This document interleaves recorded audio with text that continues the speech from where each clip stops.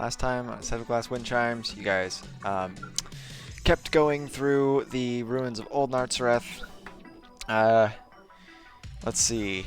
Virgil and Cecil together went to the top of a ruined wall to map out the last leg of the journey to get through the ruins. And Virgil, with his aptitude at spotting unconventional pathways through cities, spied some kind of checkpoint that led to an underground tunnel system that would easily traverse the last segment of the ruins you guys needed to get through. While up there, they had a little bit of a talk about the conversation that Virgil and Stella had had the night previous, and Stella's apparent obsession with Death in the West, Cecil's weapon, before they reconvened with the party, made their way through the tunnel, were still very, very cold, and happened upon a very large gate that leads into a hill.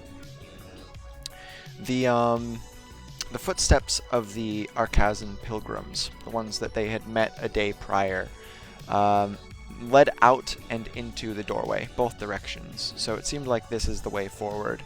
And some 400, 500 feet away, on a different ridge, on a different hill, is a machine.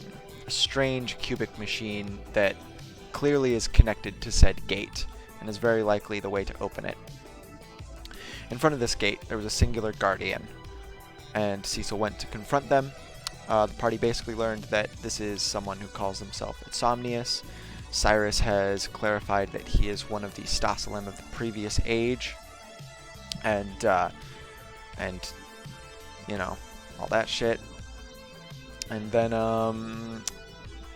Amalia, having discovered that he is a greatsword aficionado, swapped Insarafid's old greatsword with Insomnius's, and was briefly in possession of the famed Glaciers. Basically, immediately after that, a blizzard storm front slammed into the party from originating behind the hilltops, and they were beset by a very large white drakebird and a tundra fiend prowler, two megafauna indigenous to this region that seem like they haven't fed in quite a while. They're And coming they up. never will again. They're That's true. basically. We finished off with the Tundra Fiend Prowler very, very close to death and about to eat it entirely to the residual wall of flame that Amalia had conjured. However, she's much more isolated in comparison to the rest of her group, which are all clustered around the frozen in time white drakebird. Amalia is a good 500, 600 feet away. The blizzard is still raging and they can't see her. And she has begun to freeze over from the edges of her limbs, climbing slowly towards her torso and her main center of mass. The drakebird is frozen in time. Cyrus is doing great thanks to Virgil's efforts, and Catherine has been letting loose a steady stream of explosive cucumber fire. We pick back up on Amalia's turn. What would you like to do as the Tundra Fiend dies around you, collapsing? So, alright. So, the last fight, Glacius clearly reached the limit of how much cold it could absorb, so I try and figure out how to discharge that. This cold Sure. damage really gonna do? Is it really gonna do anything against that? I mean, It's dead. It's dead. The fire, the wall of fire has killed it. Roll Arcana.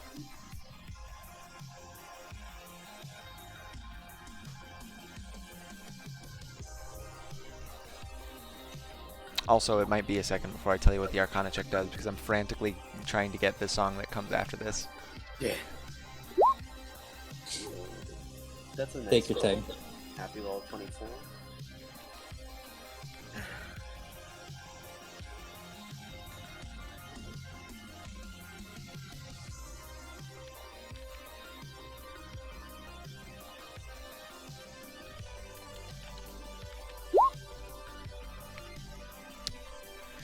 Great, 24 Arcana. Cool. So, yeah, you'll know how to discharge it. It's basically going to come out in a wave of force, that is not going to be ice.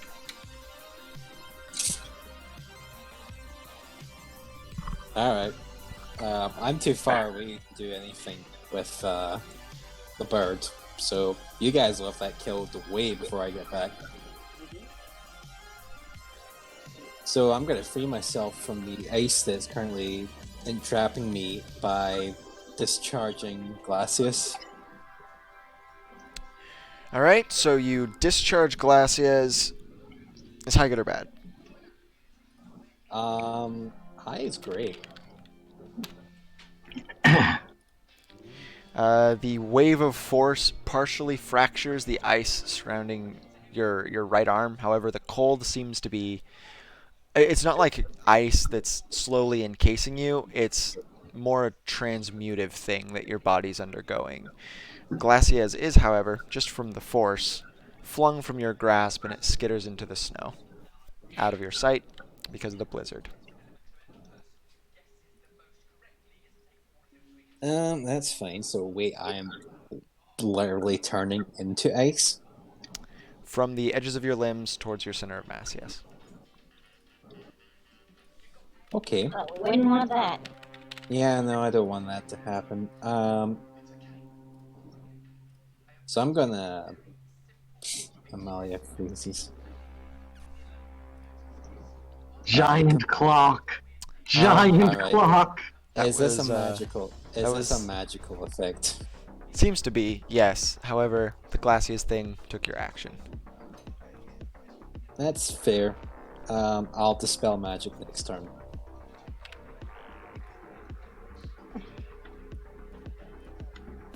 Actually, no, I don't want to freeze to death. I will quicken it with a point of effort and dispel it. Alright, roll a 1d20 plus your intelligence modifier for me.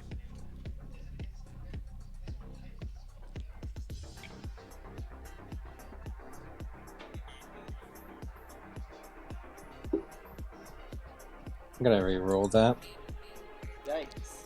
Yeah, that's That's a lot. big ol' one.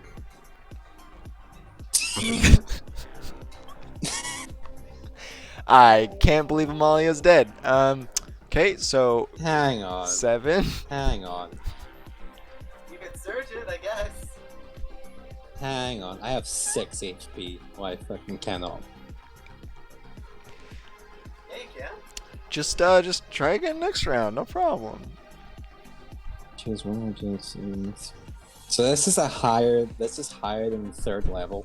It is, yes.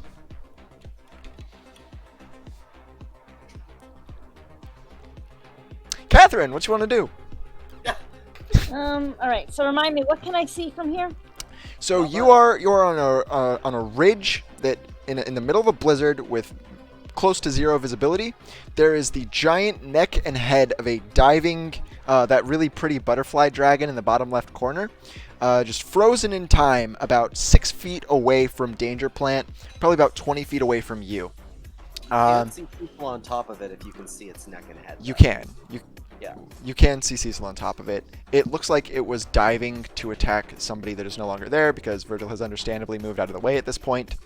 And it looks like Cecil and Virgil are just going at it, just thwacking shit into it while it's frozen in time. Probably a good idea to do the same. Cyrus is just Alright. looking in wonder as this happens. You. Do these technically count as coup de grace attacks? They do not. Oh, Does count as sneak attack though, right? Yeah. Yeah. even if they didn't, both the rogues together, we'd get the sneak attack We die. really only need to do 106 damage to it, so that's not the worst. It auto fails the dex save as you just fire more explosive cucumbers that just...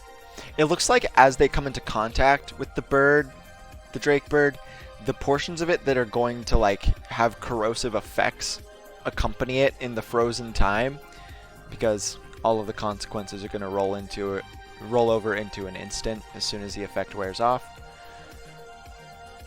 Now it is the Tundra Fiend's turn. It dies and is still falling over. Amalia, make a dexterity saving throw with disadvantage.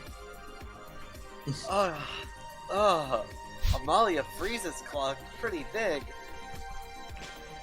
Pretty big Amalia freezes clock. Uh-oh.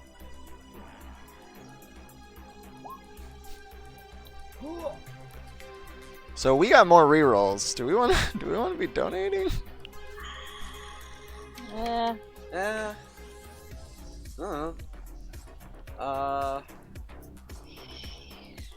Sure, fine. Take my reroll, Amalia. Not that you deserve it. Okay. I throw it to you like coins to an urchin. This is the only one you get. You better make it count. Oh, that's a little better. You can't Surge. exert. You could surge it. And that's all the charity you're getting out of me. It's either exert and don't take levels of exhaustion at 0 HP, or don't exert and get some wounds.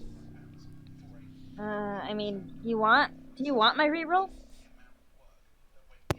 Disadvantages are pretty tricky, so. So this thing is. Let me just check something first. So this thing is dead.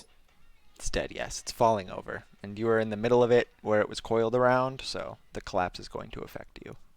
Great, yeah. It's really big, yeah? It's very large, yes. Really large. Structure large? No, it is not a structure. So, if I were to live inside of it, it wouldn't count as a structure. I appreciate what you're trying to do. It's not going to work. So what do you consider a taxidermy corpse, then? Again, I am really comfortable with the fact that Fergus is not playing a wizard, because that would be so. There would be so many questions. If it was frozen in ice, would it consider to be a Time. structure? Are you exerting or no? Yes. All right, good job. 15 So gets it, woo! you succeed on the dexterity save. Describe how you get out of the way of this thing's toppling maw. Love this. It's a great question considering I'm frozen in place. Not frozen in place, just becoming incredibly stiff from your extremities inward. Right, well, I guess Amalia just throws herself to the side where Glacius went and rolls into place just as it crashes down. I'm assuming the shockwave throws snow up Lady Glacius in the air and she grabs it as she goes. Excellent. Cecil. Right, yeah. Cecil is standing on top of the Windrake. The Drakebird? Drakebird. And like gets up off of it, like stands up on the back of it, kind of like balancing on the back of its neck, like almost like a surfboard, as he just kind of starts to wail into like the side of its head. You can put that down, okay? It's not that big of a deal. No, I'm joking. It's a 4-step clock. That's plenty of time. And Cecil starts to just wail on the side of this thing's head. It's an auto hit, yeah? Yeah, just roll damage. Just seeing if I crit. And sneak attack, guillotine, great weapon master. Alright. Great. So yeah, Cecil is just like, nothing looks like it's happening. Like, it doesn't particularly do much. Your turn, Virgil, because the Drakebird is still frozen in time. We need to do approximately...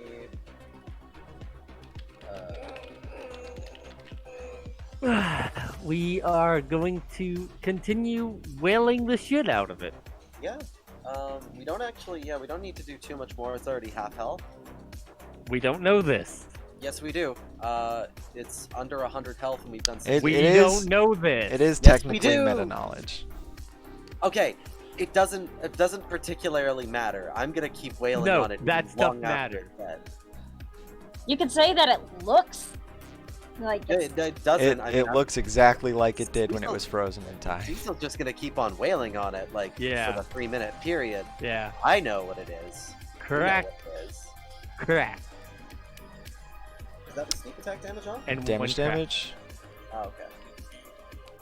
And damage, That's super damage. damage. Nice, great work. You hit the frozen thing more. Your turn, Amalia. Right? Yeah? Your turn.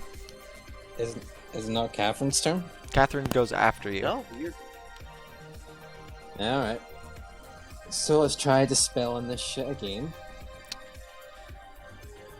I will tell you, if you fail it again, you're no longer going to be able to perform somatic or verbal components well. So, good luck. Yeah, as if I have a different option available to me.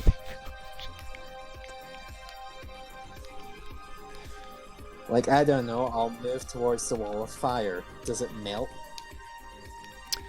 So you move towards the wall of fire, and it definitely looks like the effect lessens in potency. Alright. I'm not throwing myself in. That's fine. You cast Dispel Magic? Yep. Great, it works. I don't know why you made that clock so big. It wasn't that big. Like, I wanted Stuart to get creative instead of just throwing a hammer at a wall.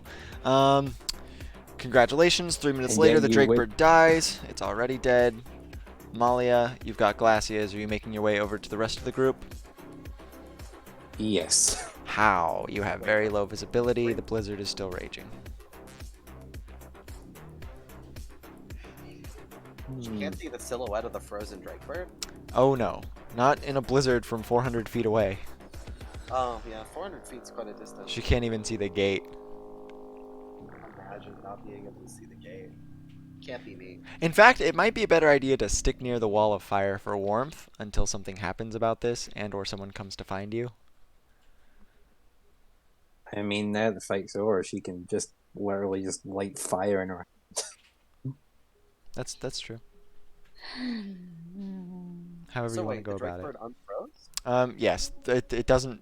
It unfreezes 3 minutes later and dies because you guys have already killed it. Like the mental image of it just like, as soon as it unfreezes, it just explodes and Cecil like ragdolls off. It does the Baldur's Gate thing where it just. Yeah, yeah. It just turns into a bunch of like meat chunks. Ludicious Gibbs, I think it's specifically called. Yeah. Ludicrous. Thank you. It's like when you're way over leveled in a place for Borderlands. It smells like a cucumber. Alright, so we've got a blizzard around us. So.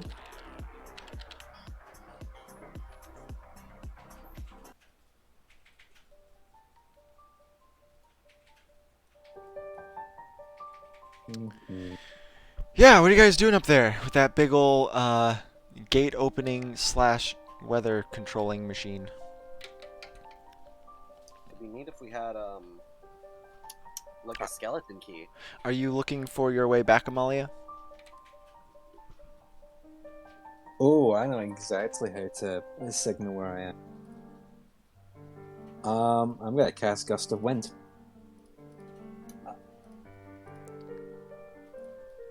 Okay.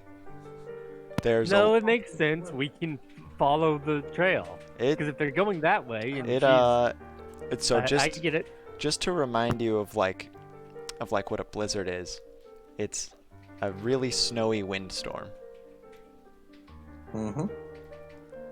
Sure is. Are you going to be canceling out some of the wind? Yeah, she's gonna stand next to the... Can they not see the giant wall of fire? Nope. This is a very, very harsh blizzard. They can probably see a little bit of an ambient glow, like way in the distance, but nothing clearly.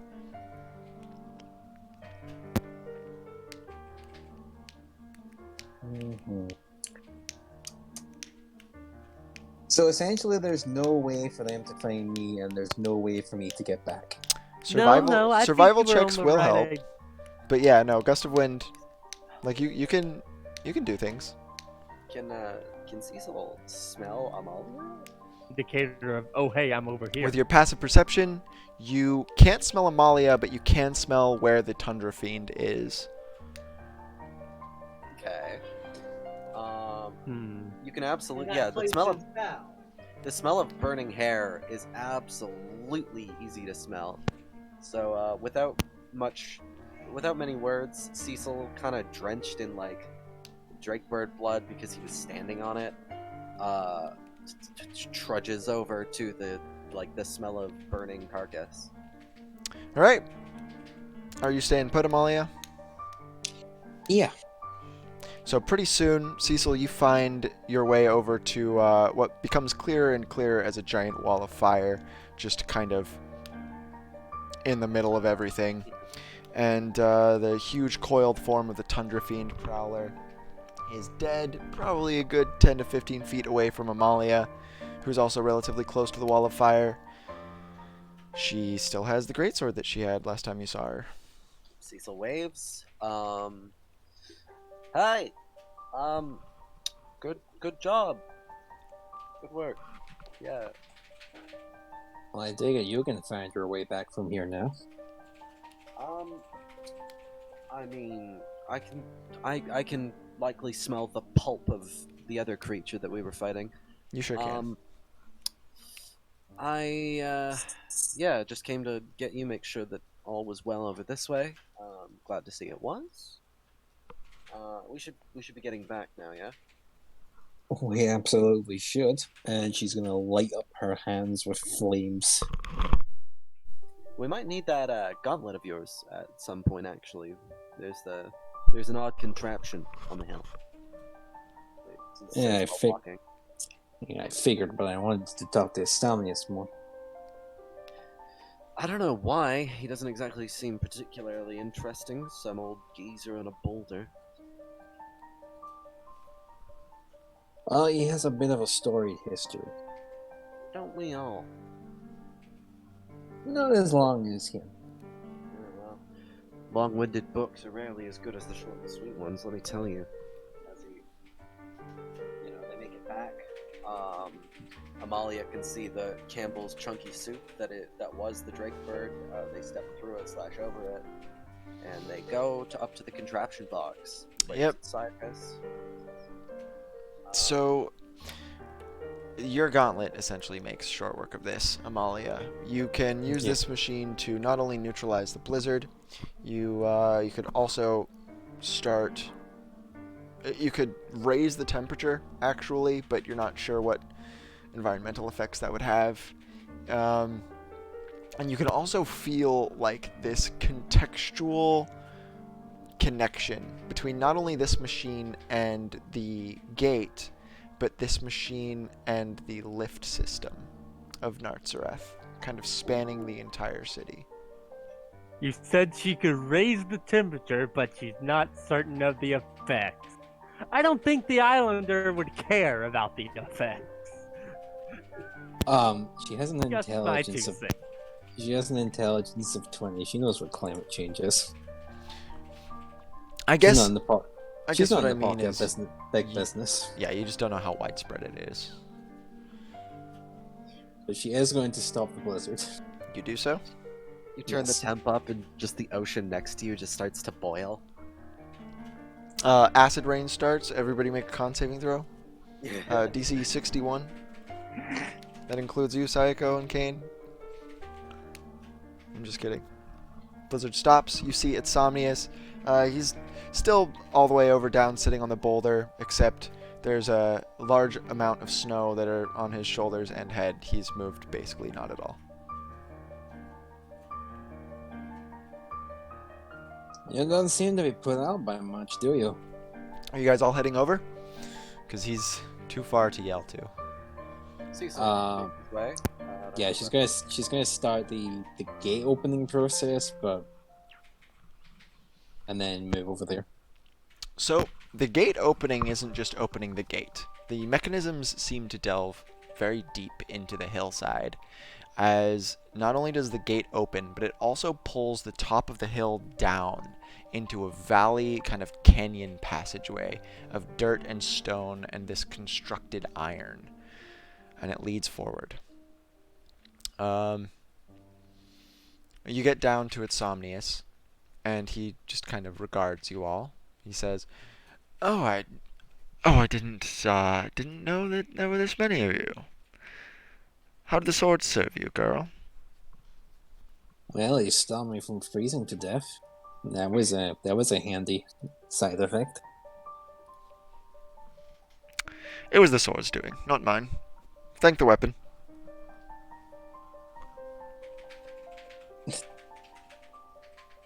Thank you. I mean, it's It always says better you're to welcome. not be frozen to death. You talk to yours too. Cecil looks at him. When he looks at you, Cecil, it's there's this conflict in his eyes, in his glowing undead eyes, because he liked the joke, but he hates the subject of it. Cecil, He's still very off-put by Death in the West.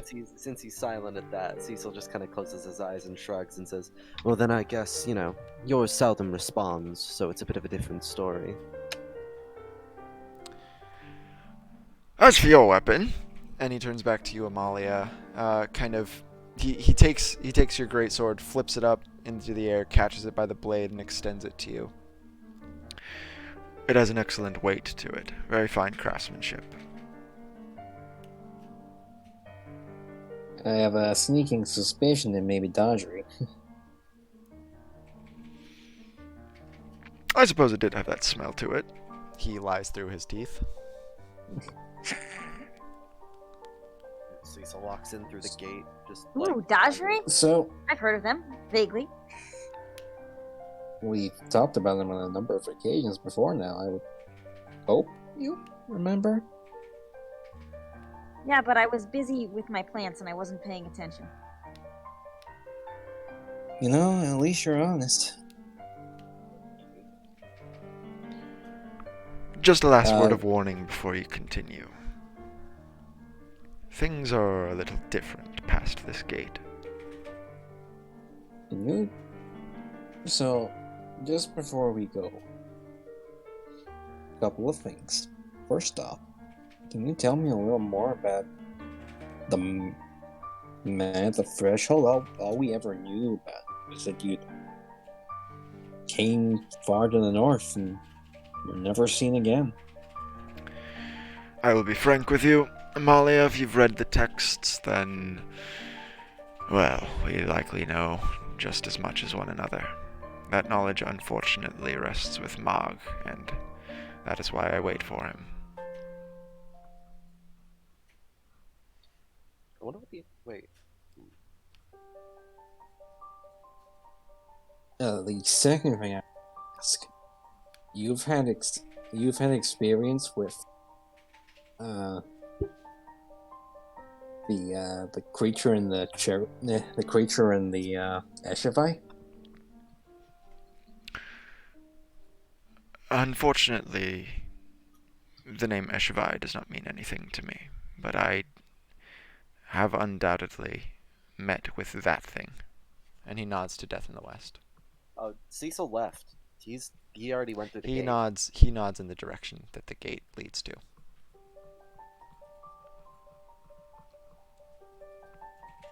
At some point or another, we have to try and kill it. At this, he gets this contemplative look and lowers his head, looks at the ground.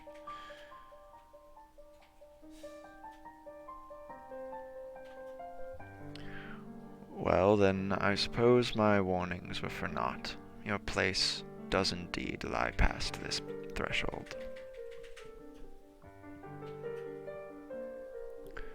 He then nods to Glaciers and looks at you and says, "Don't bother returning it. You have more need of it than I do." So why are you just going to sit here for the rest of time? Or until someone replaces you? I mean, it's not healthy just to just sit without exercising. You're supposed to get up at least several times a week. At least that's what Roderick used to tell me when I was, spending all week in my room reading some interesting text. Do I need to do a checkup on you? I mean, it could start. It wouldn't hurt. This guy's dead, Virgil. You hear, I mean, it's still.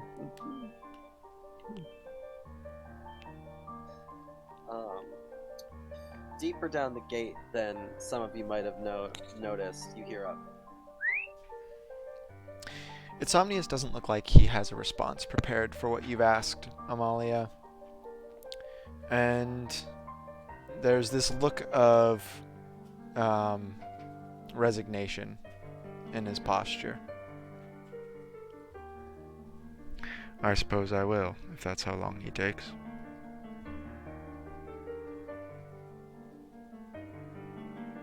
If we happen to see him along the way, I'll be sure to let him know you're waiting.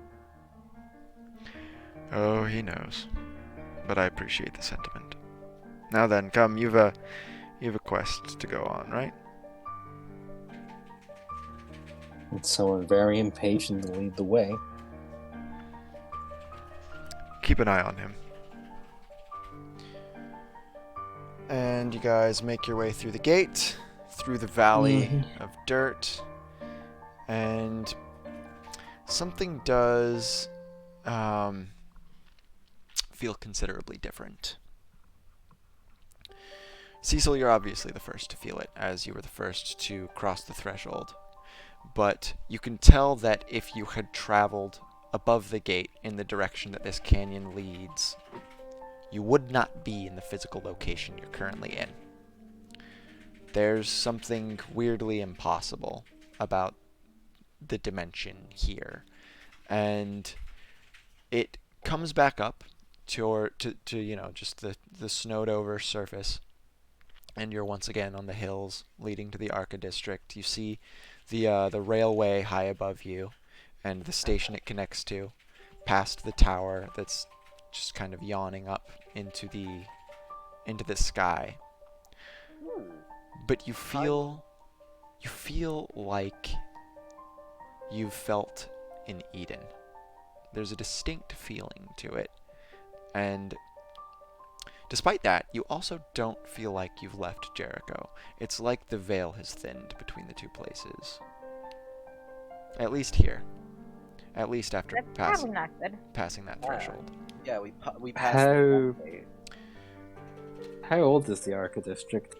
Don't know. However, lastly, the last person to catch up with you guys is Stella, and she is wounded in some ways, covered in blood, much of it not her own, and she seems fairly nonplussed by it as she just sort of trots up to catch up with you all before falling in step with Cyrus and saying Which nothing. definition of nonplussed are you using? Nonplussed as in she doesn't look like anything's the matter. Okay, because people use it because technically it means pretty much exactly the opposite.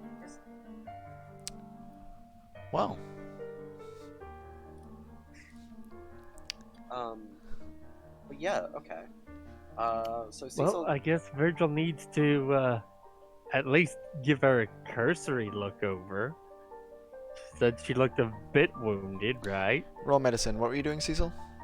Oh, Cecil just kind of like moves back and falls in line more with Cyrus and Stella. Also covered in blood, so they've got that to bond over.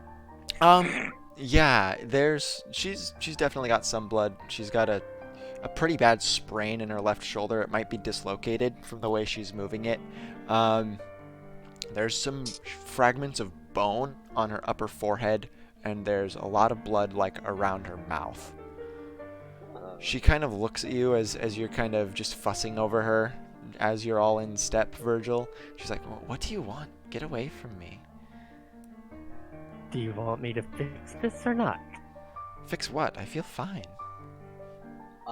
Yeah, bits you that have are a possibly open. dislocated shoulder. I don't think. Don't think. I'm just saying. If you want to carry on like this, you're more than welcome to. Heavens forbid, I'm not going to stop you. But while I'm not going to stop you, not going to stop you at all. If you're supposed to, Virgil, help and Virgil. bodyguard and Virgil. Cyrus holds up a hand. If you could, please. And he shoots a look to Stella, and she complies. I was just gonna say, as I thought. as they were talking. Oh, sorry. Go. I was asking you what you were saying. Oh, I was just gonna say, is as they were talking, I do like the mental image of just Cecil walking up behind Stella and casually relocating her shoulder. Can I roll for that? Yeah, full medicine. Is that a medicine? Okay, cool. She might attack you, but So hold on. I don't think I have advantage with medicine, so let me just exert that for fun. oh my god. 17. All right, you relocate her shoulder. Congratulations. Virgil kind of just like stops mid busting and glares. No. You have to remove. No. You have to remove a good portion of the cloth covering her shoulder, and you have to like take her cloak into your own arms, Virgil. Specifically, I do love the mental image of it's just like hand on the side of her neck, Just hand on her upper bicep, wet pop, continues walking. She doesn't seem to react much to the pain either, Cecil, which is a little interesting for you. Virgil, you finally managed to get her to stop walking so that you can actually treat some of the lacerations that are under her clothes. And you do that. For a second, just stop fussing. You get the bandages in place, and it looks like the more she complies, the more okay with it she is. And afterwards, she's just like, you know what, this does feel a little better. I suppose I shouldn't have been as crass with you, Virgil. Thank you. You're welcome. Cyrus rolls his eyes. And Has any... Oh, sorry, go. is anybody gonna... If nobody's curious, you guys can just continue. So, So we were busy protecting your charge, but you seem to have had some adventures of your own. Well, as a bodyguard, I don't expect to be set upon myself, but that was unfortunately what happened. Good to know that you lot are watching my back. She gives you all a sarcastic smile. That said, thank you for protecting Cyrus in my stead. Well, if you had said where you were going, oh. we would be... Is he, Molly just looks over at him. Is he still, like, hopped up on cooking? Yeah. Lasts for an hour. That is a way you could describe what happened. Yeah, he's a bit drugged, but, I mean, he's alright. By the way, Doctor, Amalia is at 0 HP. Technically speaking, the way we've worded this before, I can't He's do alright. anything about Yeah. it You because that's not how HP works, Eric. you can give like steroids. It's uses of your healer's kit. Yeah. So what is there to Wait. look over? If you have the healer feat, do you have the healer feat? I had the healer feat as my feat, and then you were like, no, the healer kit does that feat. What are you talking Great. about? All right, then you don't need it. Stinky. If that's what I said, that's fine. What is there to explore? If we're, You what guys we're are just looking to? continuing to go. Yes, but like this, you've said it kind of is more like it. You've described it more of a linear path than It- like. No, it is. Okay, so then what is there to not? Why would you say? Are you stopping? Like what are we looking? I was, if anybody wanted to question Stella or like, because you got to remember, Cyrus and Stella are reasonably suspicious. Yes, but like what? I'm confused as to like we can do that on the way, right? What are we in? Like, You can't go back to where she came from on the way. Well, we don't know where she went. Where she came from, Eric. We're not gonna like. And huh? you could conceivably use persuasion and guile to get her to lead you to where she was. Okay, that counts me out. All right. It's I fine don't if care you don't to. want to. That's fine. It's just I very pointedly show you the barrel of every gun I have for Wyatt's sake. All right. Well, it's just like the way I've been thinking about it. We've been walking down here for a while, right? I mean, if the cocaine's still active, probably just like 10 to 20 minutes. 20 minutes of walking can be like a mile, maybe. So like, I'm just thinking, it's like, what's the like? How fast do you fucking walk? 20 minutes is about a mile for me too. Yeah. Okay, I guess I'm just slow. All right. So Cecil just kind of like pauses after Stella's, clearly not in any harm's way, since Virgil's healing Amalia. He's like, so what did you run into? Are you asking Stella? Yeah. I'm asking Amalia. Roll insight.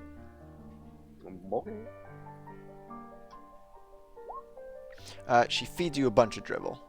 You don't even pay attention to the words that come out of her mouth. So there's like a big, like, we just get a POV shot of Cecil staring at her, and it's just white noise. It's like the adults from Charlie Brown, as he just kind of looks at her like really, really unamusedly, like with half-lidded eyes, and is like, so what did you run into? She grits her teeth and stops paying attention to you. Cyrus kind of gives the two of you a little bit of a concerned look. Can I roll medicine to see what could have caused these injuries? Yeah. Cool. You could also like pull Virgil to the side and have a way higher success rate if you wanted to. Yeah, but I'm gonna investigate her first. But as of right now, I mean, in this time zone, Virgil's helping Amalia, so. That's fair. And I'm gonna push that. Shut up. Oh my god. 21. The lacerations looked like they did not come from weapons intended to slash. These wounds came from a weapon that was trying to stab into her that she diverted a little too late. So probably it some kind came of thrusting from- weapon, some kind of spear or rapier, perhaps. If the Church of Kadara? Kadara, thank you. Does Cecil know anything about whether or not they have weapons? Yeah, you know that they are what's the word? Fencers? What's the word? Before Ashton starts yelling too loud. What's... Pacifistic. They're pacifistic. They don't have any weapons. Okay. Some tried to stab you, eh? Do you want to speak up? I mean, it seems kind of important. I mean, considering the fact that, you would have been limping our entire way here, without us. Go ahead and roll persuasion.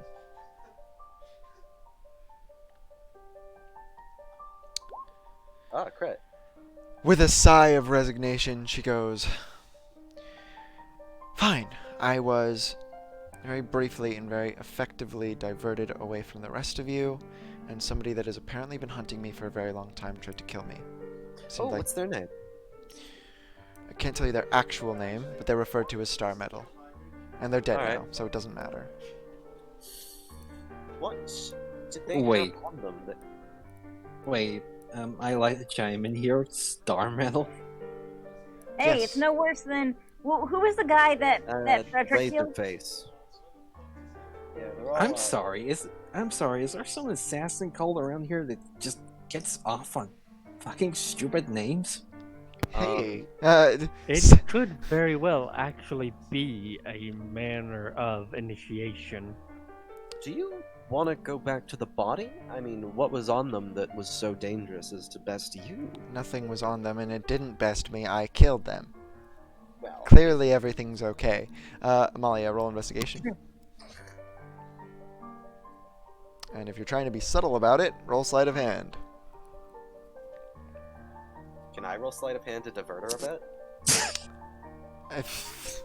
What are you trying to do with your sleight of hand? Shadow Pull, puppet. Cecil is. pull a coin from behind her ear. I was just gonna say, is Cecil is walking backwards, standing in front of her, trying to like. So did this happen? And is doing All right, pretend. yeah, go ahead. All right, Amalia, roll sleight of hand with advantage. So did they stab you in the face? Nice. Didn't even need it. So Amalia, Stella has a couple things that she did not have last you saw her. Seems like she has a little sheet Injury for one. of parchment that she probably nabbed off of this individual that was trying to kill her. And with the crit, if you would like, you can take it from her. I'm going to quickly take it from her, look it over, and then replace it. That's going to be another sleight of hand check. I'll let you take it. Okay, question. Sure. Can this be one coordinated move where that sleight of hand was to pass it then to Cecil and Cecil does it? Because I've got a higher sleight of hand. Nope. Aw. You successfully distracted. This is in Amalia's sleight of hands now.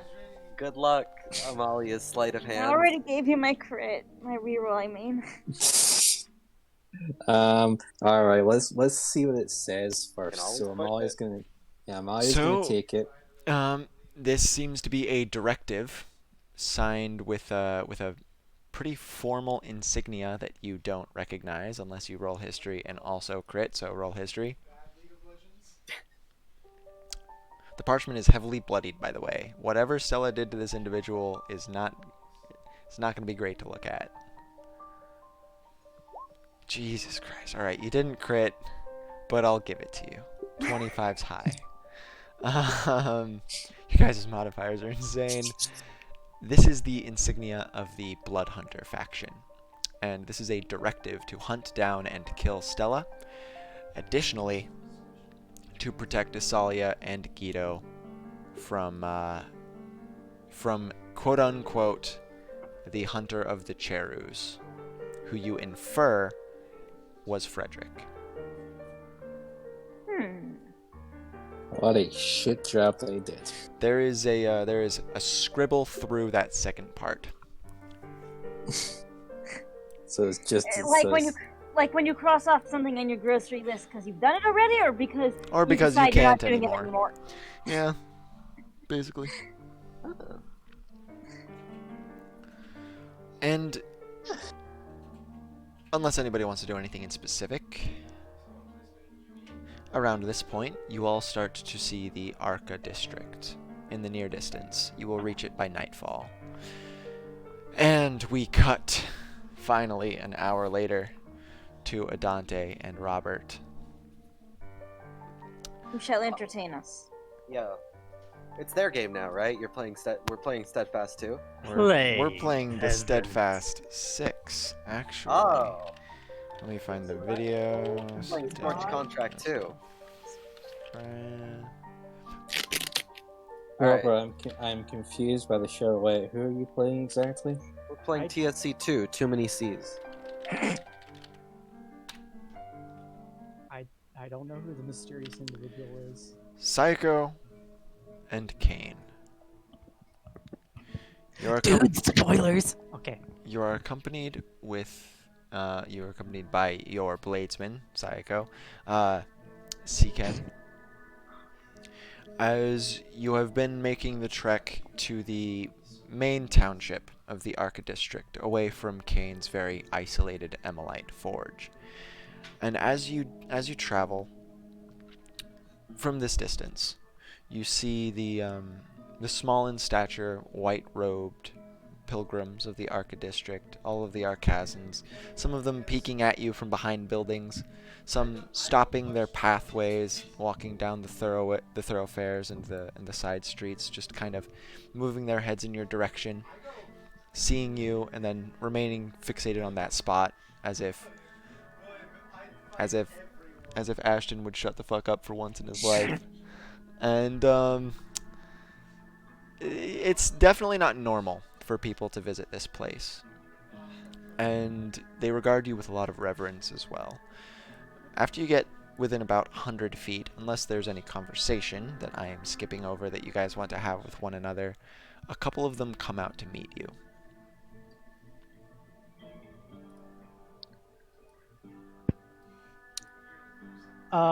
The robed, hooded figure with the mask is going to hang back just a little bit, and stand off to the side, just slightly behind Seekin. Big ol' snowy owl, Tengu bodyguard. He does a very good job kind of hiding you from view with his very large wings. She is kind of like peeking out to the side, but she takes a moment to examine these figures that approach. I'm guessing this is the party, yes? No, this is just some pilgrims. Oh, pilgrims. Okay. But you can still examine them anyway. So she surveys them, and does she recognize any faces among them? Well, they're wearing hoods and masks, so probably not. But the ones that are coming towards you seem to be coming with intent. One of them is carrying the replacement fixture that the one that Kane had sent prior to the one that arrived at his forge broken. Oh, okay. So there's 3 total. They're approaching you with one that didn't work. Kane has a 3rd replacement that you guys have been taking with you into the Arca District, and there's the broken one back at the forge. Gotcha.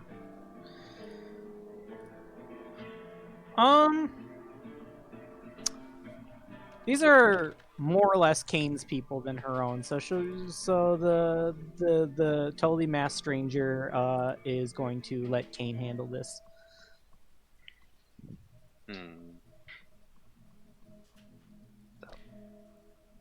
In your dealings with these people, Kane, they're very quiet and very quick to follow directions, and they're a little just enamored with your presence. They all like you a whole lot, and not just because you're a full head and a half taller than all of them. Usually when you've worked on stuff here in the Arca District for them, they'll all like hover around you, and they'll all be standing at attention, handing you your tools whenever you need them. But oh my god, Momus. but despite that, it is still a little lonely, just because you lack any real sense of kinship with any of them. They almost seem like children. There's an otherworldly aspect about them. Oh my gosh, they're Momus. So, Kane is going to greet them as he would normally. Have probably something over the top. Maybe. No, just an over top wave. Then he's gonna. Actually, really quickly rewind. What are we doing here again? You are coming with them to the thing that you're the. So essentially, you've been trying to make them little instruction booklet / key mechanisms to help with one of the few machines that you actually know about here in the Arca District, which is the rail station.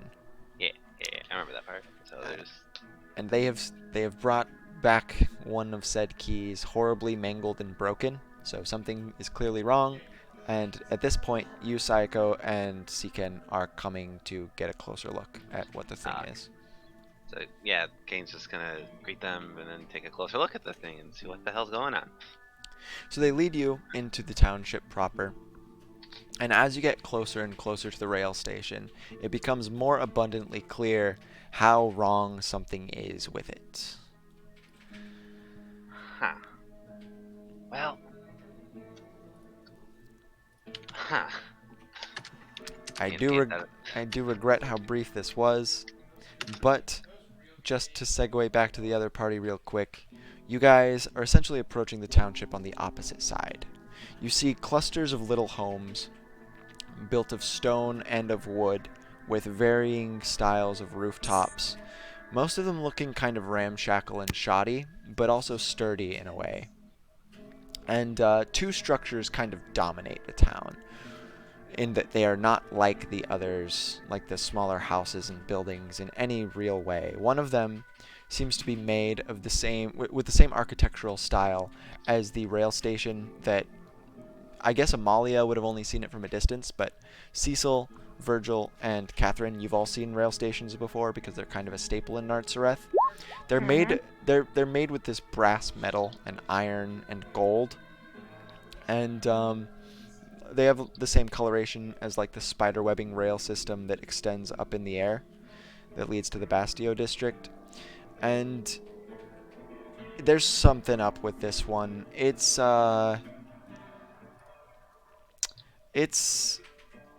It once looked very similar, possibly identical to the rail stations you guys have encountered, but it seems to have collapsed into itself in twisting fractal cubes, leaving no obvious entrance or exit. And as you come into the township, this sort That's of certainly a look. this sort of veil of mysticism that has kind of come over reality as a whole ever since you passed through that threshold seems to become more and more obvious as these little white-robed creatures with masks, looking identical to the pilgrims that had passed you in the ruins of Old Nartzareth. They kind of look at you a little fearfully until one brave one approaches you and tries to pull you into the kind of towards this large mangled structure. By the way, the other structure that dominates is the huge 7-based tower that bends. Who is you in this instance? This is your party.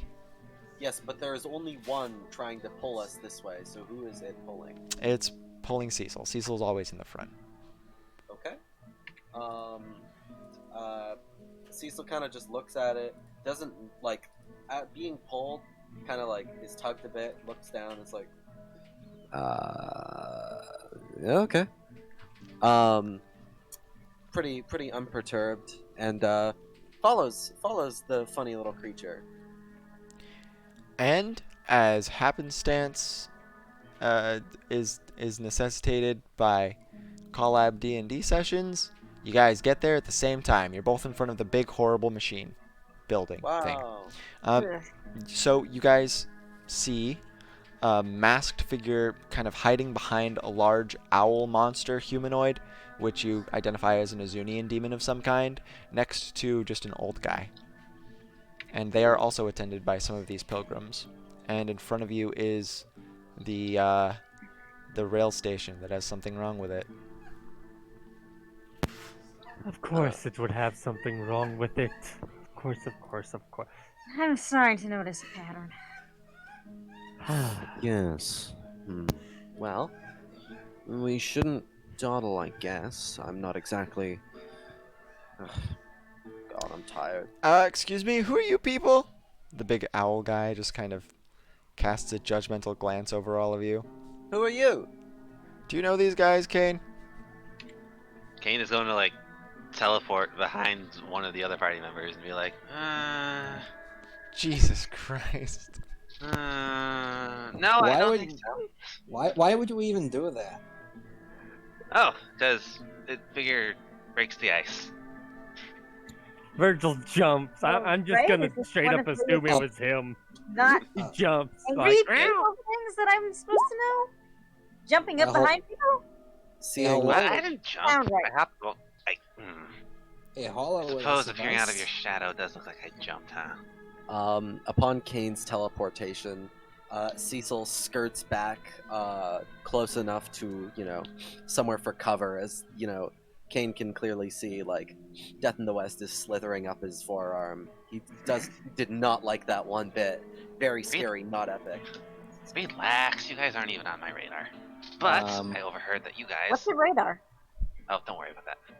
But you guys seem to know something about why this looks like it does. It looks like it's collapsed into the ground. we Well, of course it just did. got here. Ah, shucks. I was Let hoping me, you guys were really let me go a into little further into the discussion. Yeah, just while this is all happening, while they're all distracted, Amalia is going to turn a look at the open air quotes mass priestess. Cecil, upon hearing this, just kind of shrugs and is like, "Oh yeah, we might know, but I mean, we're not particularly on your radar, so whatever whatever we have." Seekin guardingly kind of obstructs your full view of her, Amalia. Is she okay? So there's just like, yeah. So I'm just imagining, right? Seekin's standing between the two of them, and when Psycho looks to one side, Amalia looks to the other, realizes they're doing that, and just goes back and forth a few times before she's like, "Wait a minute." So, nice to meet you. And Kree kind of glances at Amalia. Don't smell bad? Well, it would be What? surprising considering how much I'm in the forge. But Okay, nice to meet you too. And as he says that, he's gonna teleport Okay, back behind points Seekin. for effort. Hmm. And then he's just gonna like look at the thing that's all in disrepair for a little bit again, all absorbed in why is it like this? So, like I said, it seems to have collapsed into itself in twisting fractal cubes, leaving no obvious entrance or exit. With its bowels extending very deep into the ground and its walls and many roofs kind of expanding up and out to the point where it's dwarfing the buildings around it. These rail stations are never even close to this size or this just monstrously expansive. The walls themselves have shapes and mechanisms contorting and twisting, and they seem like they're in a constant state of motion. Little keyholes will open before vanishing a second later, like doors will manifest before shifting back into walls. This isn't the first time you've seen the structure, Kane, but in comparison to the last time, it seems to be much further along the process you assumed was happening. Seems to be collapsing its interior deeper and deeper into its own depths. And go ahead and roll a check with either your smithing tools or your, not carpentry, stonemasonry tools, whichever. Pellic roll, normal roll. So just double check. This version of Seekin is the same Yep. as he was. So Yep, it's yeah, all right. almost exactly That's Seekin. that's not a hard check for her to make then. So Amalia looks at this giant owl man, crosses her arms. It's like, you know, I've never met a. She looks around at the others and decides to adopt their terminology. I've never met an Azonian like yourself, but my father did once. Seekin blinks. With a 27 in your smith's tools, Kane, it's very likely that the interior of this building has collapsed so far that it's entered impossible space and or is creating its own pocket dimension.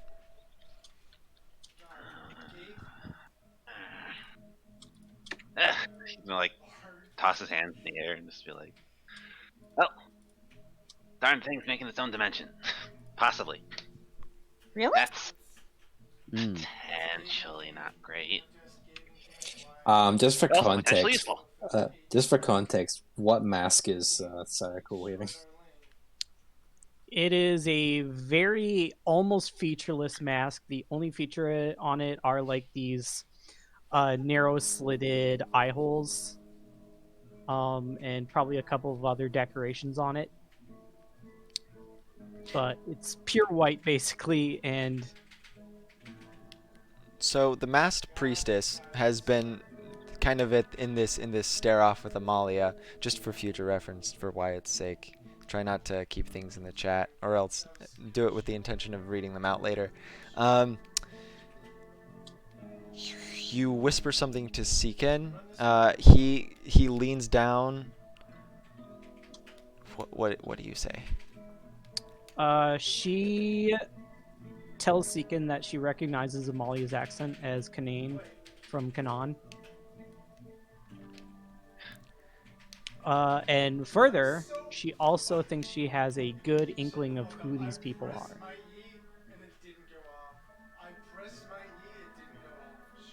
Seekin just kind of keeps up his defensive posture. Why do you think you're recognizing people out here? What? She just boldly steps underneath one of his wings, doing her best to avoid the metally bits hidden inside. And Is high, good, or bad? she's very small. I think she can do it. Is high, good, or bad? High is good. So you step from underneath his wings very boldly out front and forward, and 3 swords just kind of unceremoniously clatter to the ground behind you. He hurriedly picks them up and puts them back in his wing. She looks behind Oh, herself and then looks forward, pretending like that didn't just happen, and starts to actually talk to the party.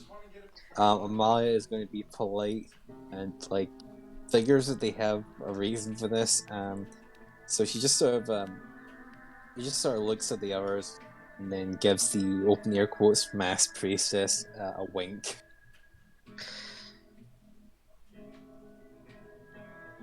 You lot have been busy. Who are you? Wait, that's how you spell Slykin? Seeking. Yeah.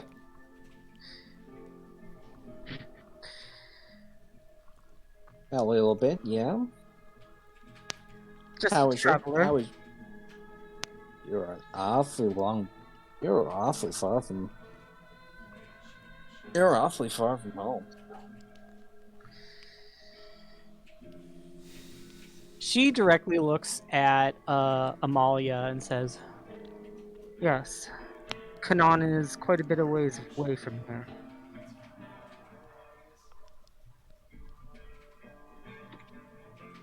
Oh, you're from Canaan.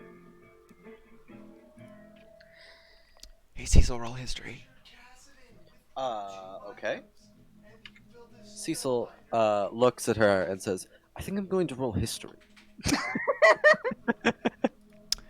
You have no idea why, but her voice sounds super familiar. Cecil's just kind of like staring at her. He genuinely, doesn't really, kind of is like reacting to this the same way you would react when your mom is having a conversation with like one of her friends and you're just kind of there waiting for her to finish grocery shopping or something.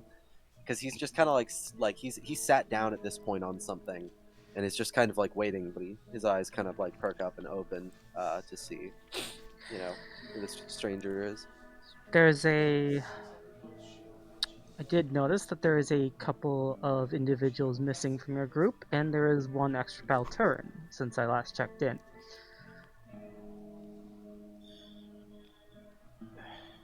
Who is this? Wait, what?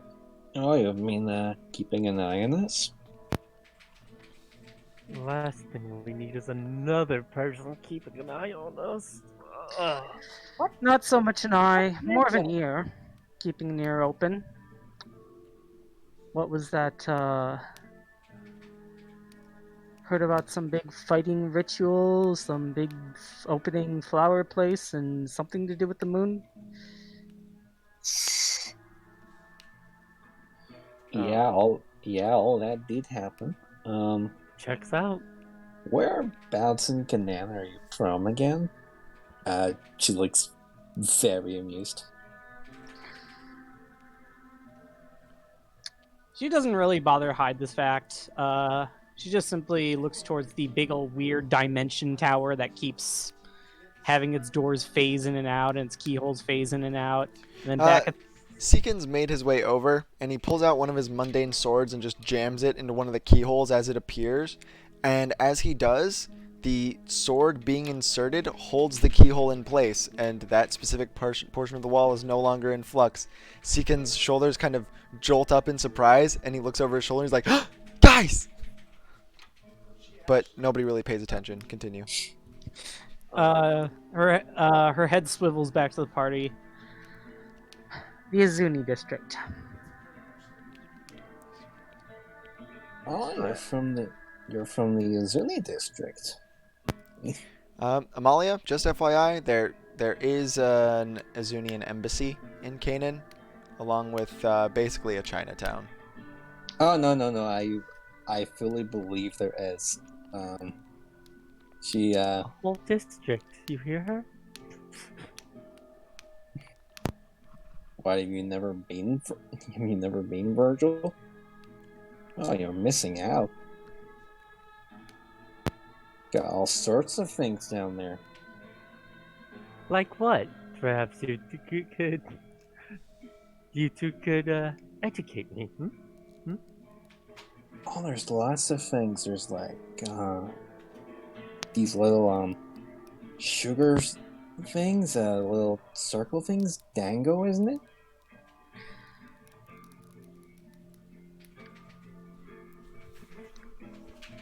There's just a simple nod from the masked priestess. Now, I have a very important question.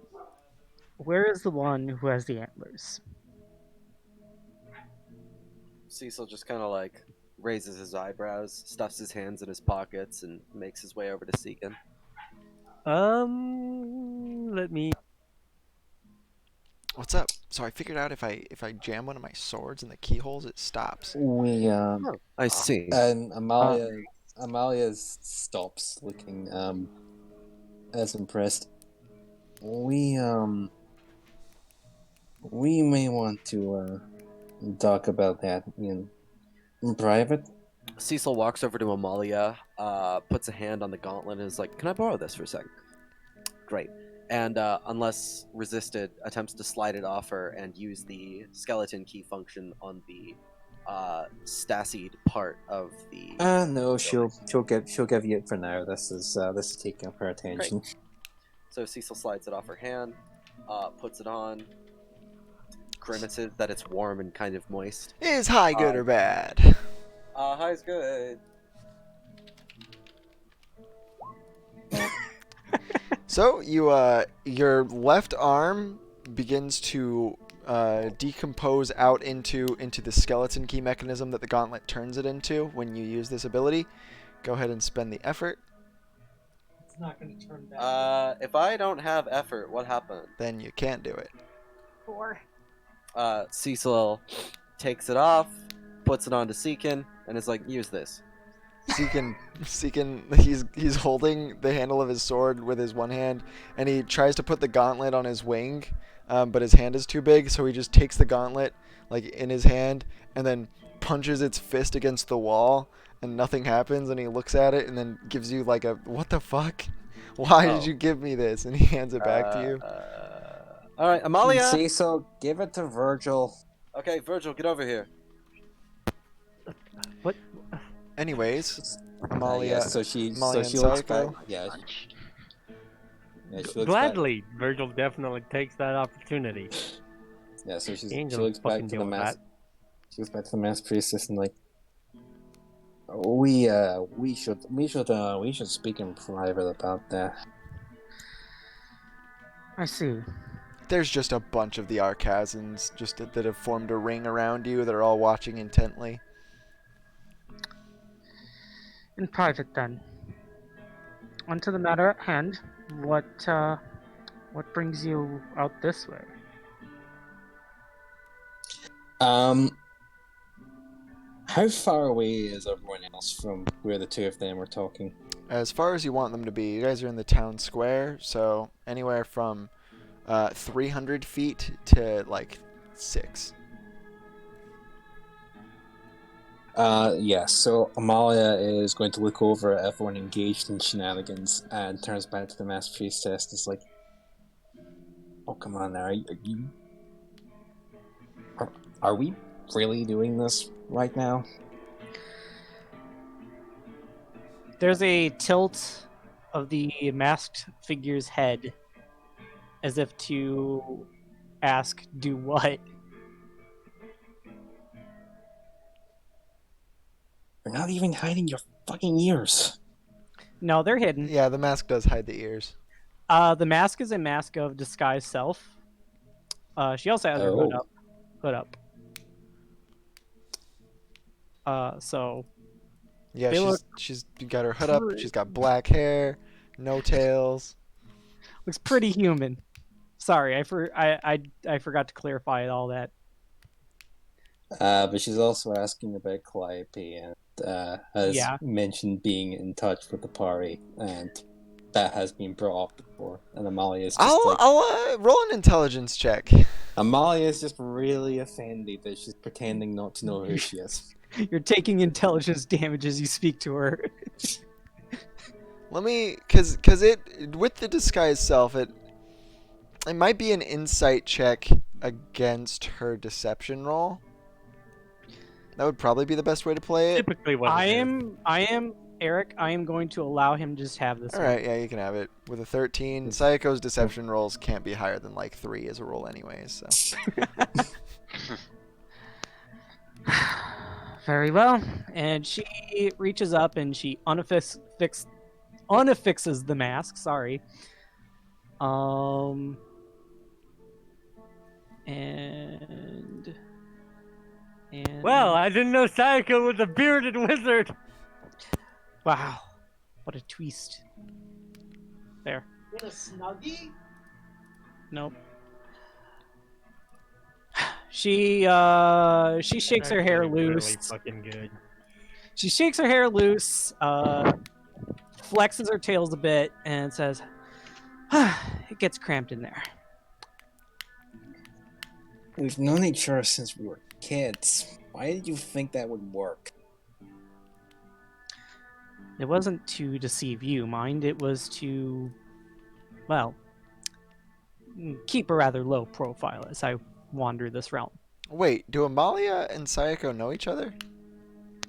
Surely they must. Come on. I would imagine that Leo would visit Izuni a couple of times. Surely. The more I think makes about it, the sense more to me. reasonable that sounds. But Robert does have to be okay with it. I'm okay with it. First, Has first off, has Sayako girl talked to Amalia about Shen at all? Probably. That's assuming they still hold those feelings in this incarnation. so Amalia is like, first off, liar. You do nothing low profile. Guilty. She's just kind of inspecting her nails as she says, "Guilty." You are exactly as low profile as anything I do. You learn from the best.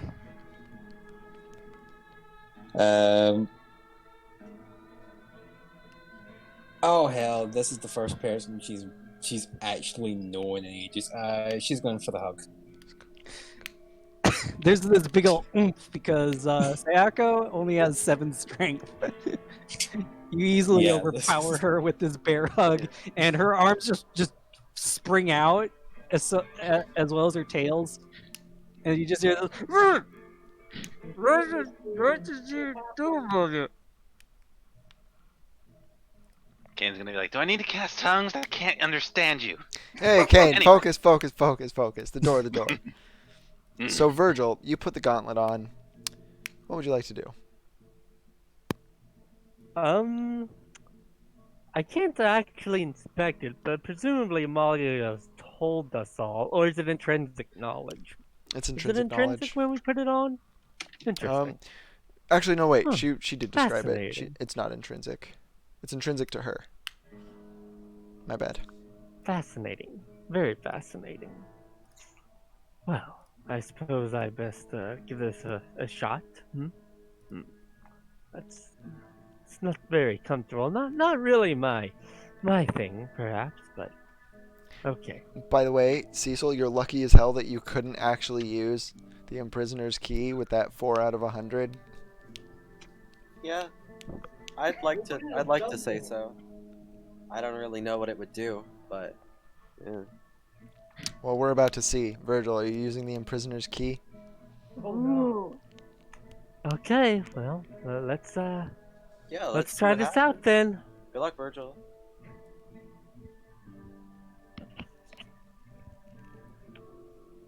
So spend the And- point of effort, and is high good or bad? You know, I'm always a fan of going against the grain and saying that high is bad. so I'm gonna stick to that. That's a mistake. Is it? I don't know. I'm not looking Okay, at it's not a mistake. So you Oh, good job. your That arm would be- fragments out into the skeleton key contraption as the gauntlet pulls itself apart into these many moving like little tendrils of twisting jointed metal, and Seeken just very rapidly starts stabilizing a big portion of the wall by stabbing a bunch of his swords into a bunch of keyholes as they appear, just providing a stable area for you to work with. And he just watches in awe. Kane, this is the most incredible thing you've ever seen. You want to know who made this gauntlet, as the different tendrils of metal just begin to create their own openings as Virgil's arm sinks up to the bicep in this now stable portion of the wall of this rail station. And gradually, the rest of the portions of the walls that are in flux just stop in concentric circles, out radiating from the point of contact as it reaches this kind of position of stability. And then all of a sudden, these starting small from where the imprisoner's key is touching it, and then in concentric squares outward, a pathway opens into the depths of this rail station, but it is still very clearly fucky. It was as you theorized. It had been collapsing its interior deeper and deeper into the building's depths, and as this pathway opens, this metallic hallway seems to be many, many, possibly thousands of miles into its depths, despite the fact that the building itself is only about 10 meters in length at its widest dimension. So you've kind of just got this road leading in now. That completes this clock. Hmm. Holy Well. shit. Good job. I couldn't have done that. No, don't be so down on yourself. Does Virgil like turn his head to talk to that other cowboy? Like, does Virgil turn his head to talk to him? Yes. Kane is going to be in between you and him. He's going to teleport and be really interested in that gauntlet. Ah! Who the hell made this thing? As he like grabs it and just, but not like firm. He's like lightly grab it like. The further north you go, do you think people just get more obnoxious? He says to Virgil over Kane. I mean, I'm from pretty far north. Seekin from the background just goes, "Hey, shut up! Kane's sick." Who? Yo. Oh. Anyways, so this thing, it like lets you open stuff or something, or like, what the hell was that? Also, Why are there so many keyholes? What's some of the shapes? technically, Amalia made it, Virgil, if you want to actually answer his question, but you don't have to. Well,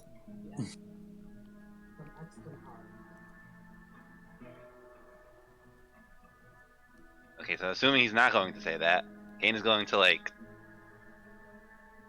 air quote, lose interest in the gauntlet temporarily, just because, wow, we got a dimension right there. He's going inside there. Says, I want to go inside there. Seekin shrugs and just starts together. pulling his swords out of the walls. He ducks his head because he's too tall for the passageway, and he's like, "Oh, Did nobody hear that? no, we did not hear that." Damn it. I said that Virgil kept, trying, a syllable here, a syllable there, as Kane was badgering about each and every bit of it, and then he finally shakily pointed a hand towards Amalia. Yeah. Oh. So he's gonna, that loss of interest momentarily is going to become interesting again as he sees Virgil point, and then immediately right by, he's gonna walk up to Amalia this time because he doesn't want to interrupt any, touching bonding moments between her and Sayaka. There is a moment where Sayako is just being bear squeezed. Yeah, Amalia just eventually drops her, and it's like, oh, Hello! I've heard that you made that fancy gauntlet. So, tell me every single detail. well, we killed a thing, and then I dragged the concept of its true name out of reality and turned it into an altar, and made that. True naming. Always taking the easy way with these fancy things. Roll Good history, to know. Kane. I feel like you probably would have. Oh no, you definitely know what true naming is. I just want you. I just want to see if you know the gravitas. Alright, so history.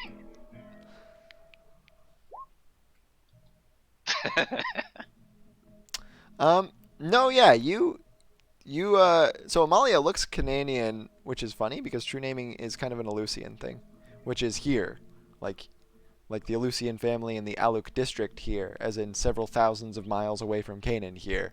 And it's a little weird that this Canadian girl knows true naming, at least in the way that can fucking create this shit. Like, what? The Aleutians have been able to make this stuff all along. That was definitely a secret very well hidden from you while you were helping them build their district.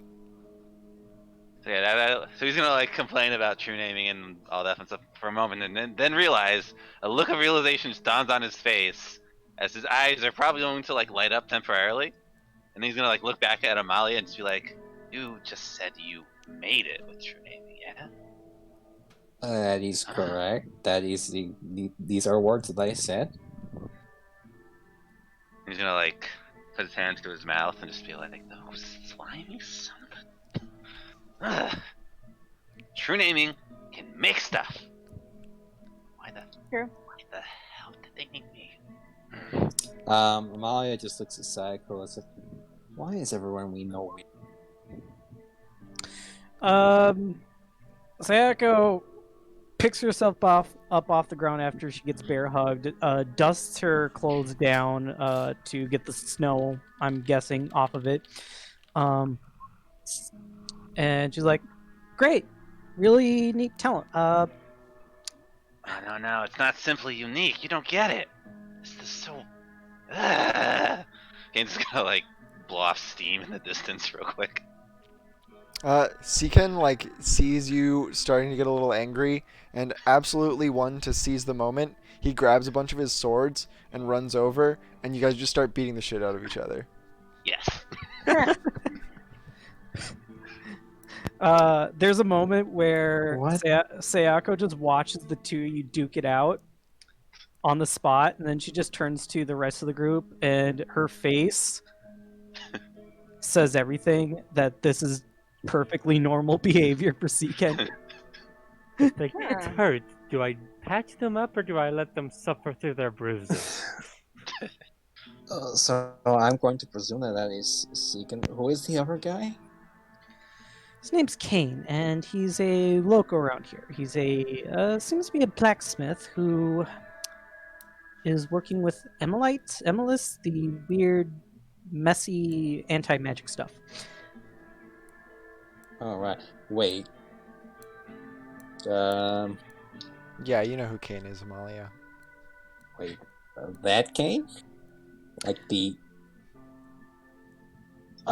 There's just this moment where she realizes A, who it is, B, she just looks around as if she expects, like, Veldanna to jump out of the shadows somewhere. Does Veldanna? I mean, Is high good or That bad? would be pretty hilarious. Cecil asks. Why the fuck not? So Cecil, she doesn't jump out of nowhere. You are actually cast into a frozen in time grayscale version of the Arca District as Veldanna just appears in front of you again.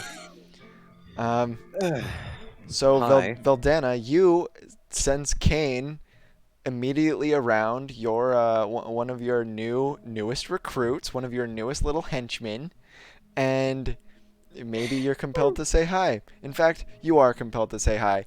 And Kane owes you money. Kane owes you 2,000 gold. Eric flexing them DM hard. So can I roll perception real quick? Just Nope. even though it's Nope. grayscale- You're frozen in time. Darn, I wanted to see if he could like sense Veldanna even despite that.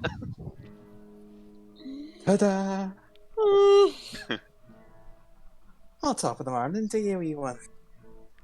Where the fuck are you? What's this place? Yeah, we're in the Arca district. I don't think you know what that is, Veldanna. Yeah, Veldanna just looks at him with the kind of look here. Looks at Cecil with the kind of look. It's like, elaborate. I don't know. Cecil shrugs. He doesn't know much about it either. Great. Who cares? Yeah. She looks around. Is that Kane? So he says. He knows me money. Shake him down. You can shake him down. I mean, I'm not getting anything out of this relationship. You may as well be the one, harassing random strangers. Yeah, but everyone gets so uppity when you harass random strangers. Exactly. So why don't you go and do it? It is not common for your henchmen to talk back like this. Yeah, but Is this it is one of the not? cooler Is it guys. not really? Actually, yeah, it's probably pretty typical. So I want to say All if Veldanna actually sticks around and unpauses time, Right, Kane is going to but- immediately deck Seekin across the street and just turns attention on her. Right. But hear me out here. Hear me out. What if instead they were pissed off at you? Look, this person can very obviously teleport and do probably more, magical bullshit than I know in my personal lexicon. That's something that is far Oh, more you're in my right. category. You're right. He uses my shadow plane to do that. I should charge him. Yeah, you should. But, make that, God, whatever contracts you do. Make one of those without me, because it's not exactly like you get one of your employees to do a business deal. Why the fuck else would you have employees? Do you God, I want? don't know. Do you want to incentivize Cecil with a temporary power? Sure. All right. Oh, You can gift Cecil the ability to use Kane's teleporty shit for honestly any duration that Veldanna gives a fuck about. This could be a permanent upgrade.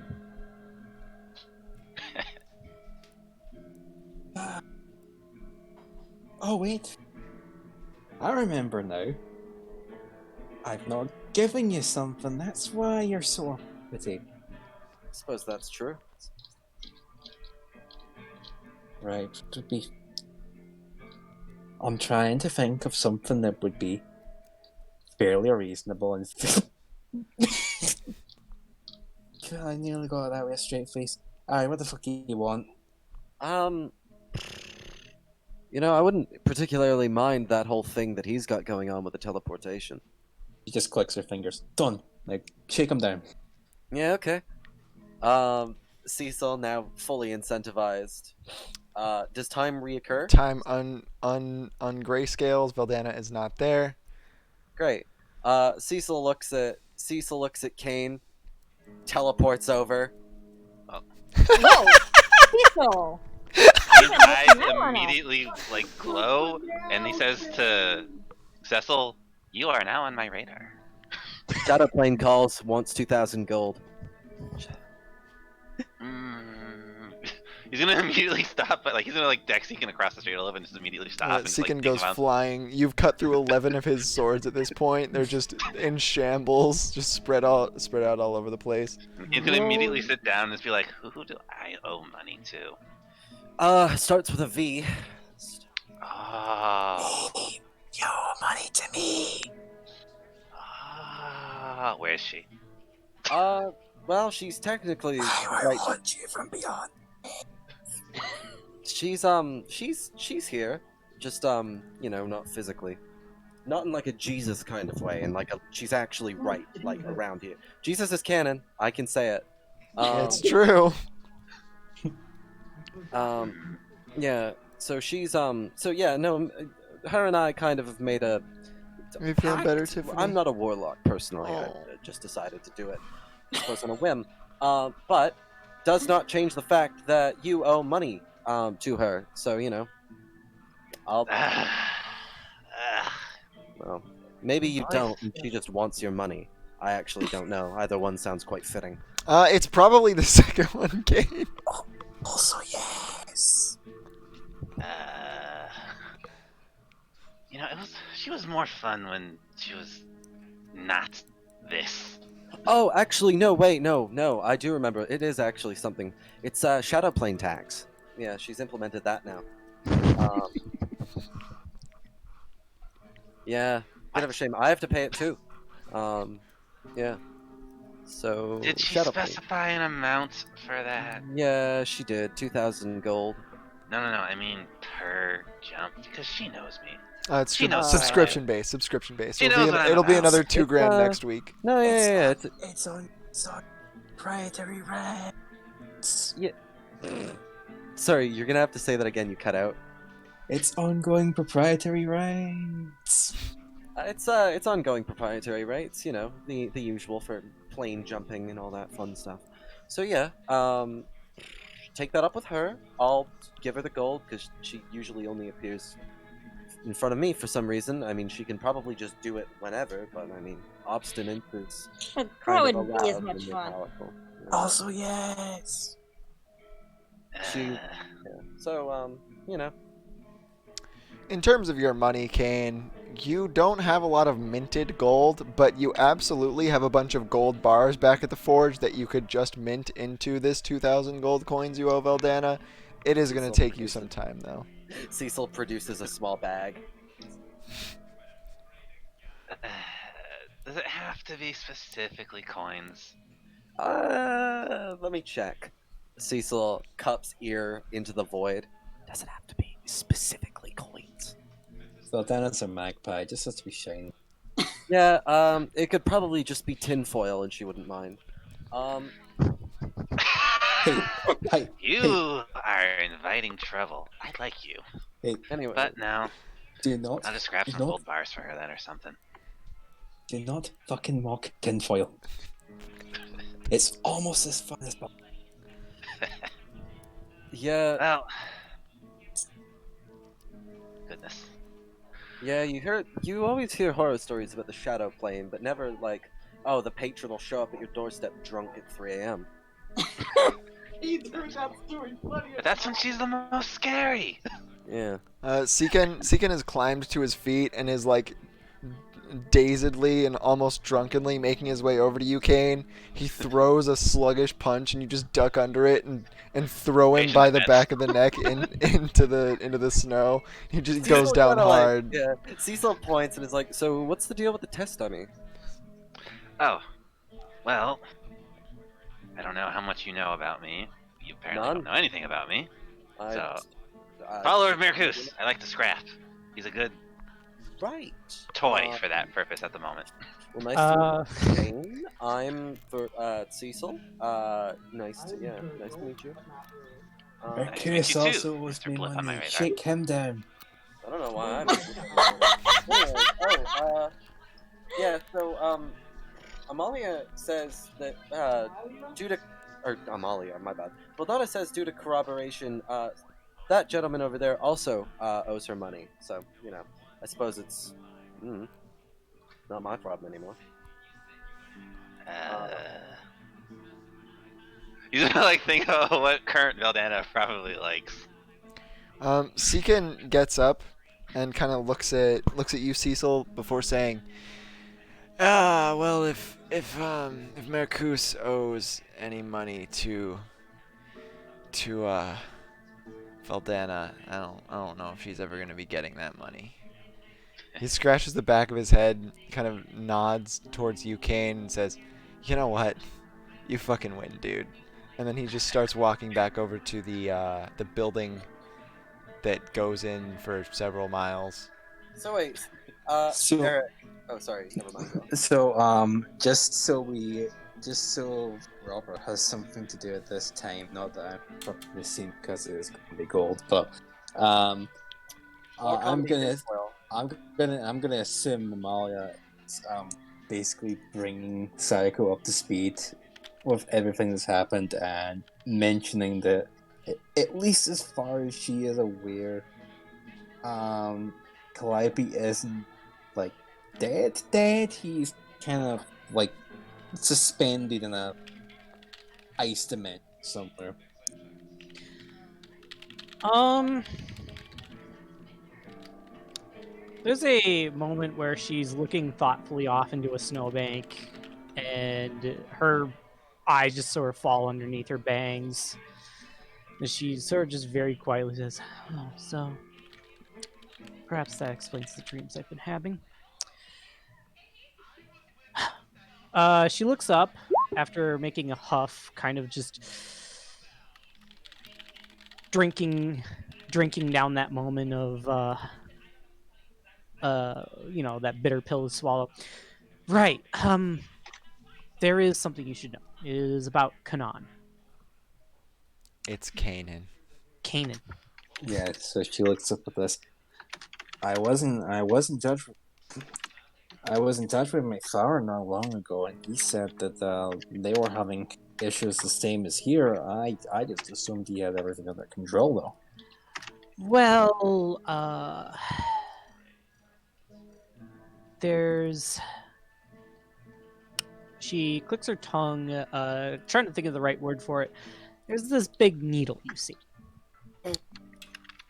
Just Let me see if I can find the actual name for it.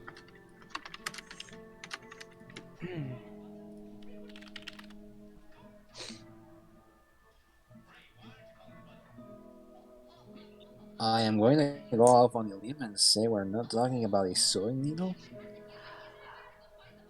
a pretty imposing pillar that stretches off into the heavens, completely destroyed just about the Tyrannus district. It is called the Semidoon. We call it the Semidoon. And we can't get close to it. None of us can. People who have tried, there is this winged being that just obliterates whatever gets close. It's very formidable.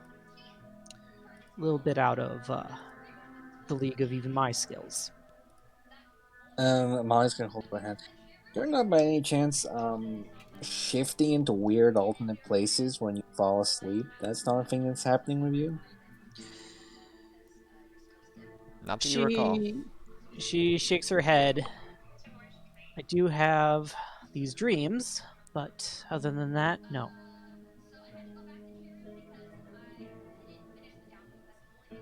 Okay, well, as far as I can tell, this is because of a civilization from before this one, and they were trying to make their own kind of paragons to kill the dragons. That did not work, as we can see. And now they're kind of doing weird shit. And one of them wants us to kill all the other ones. Kill him. So you believe that this winged thing is a paragon? It might be linked, not a full one. It might be linked to one in the place that we go.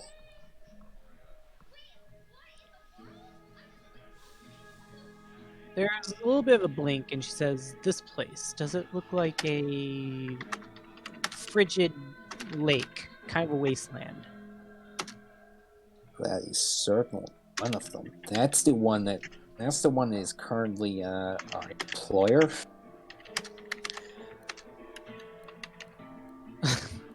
There's this incredulous expression as Amalia drops down this fact bomb, and she blinks and she's like, "What sort of trouble what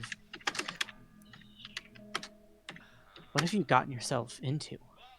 And she looks around at the rest of them, at like Virgil and Kavi and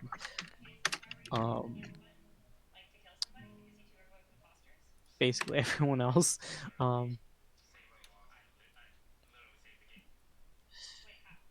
I think we're clearing up the mess of the civilizations that predated ours. What did they look like again? What did Virgil see the guys who made the denizens as? If I recall, they were relatively Lamaya-esque. Was that directed at me, Stuart? Yes, yes. What was the What question? what did the civilization like the ones that made the denizens? Vastind. It was Vistindian civilization. And it was like 5, 6 cycles ago. Possibly one of the first cycles, you don't know.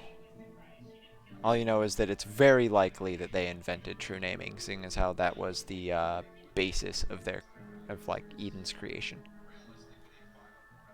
Oh, right. They're also the people who invented true naming. Ain't that a bitch?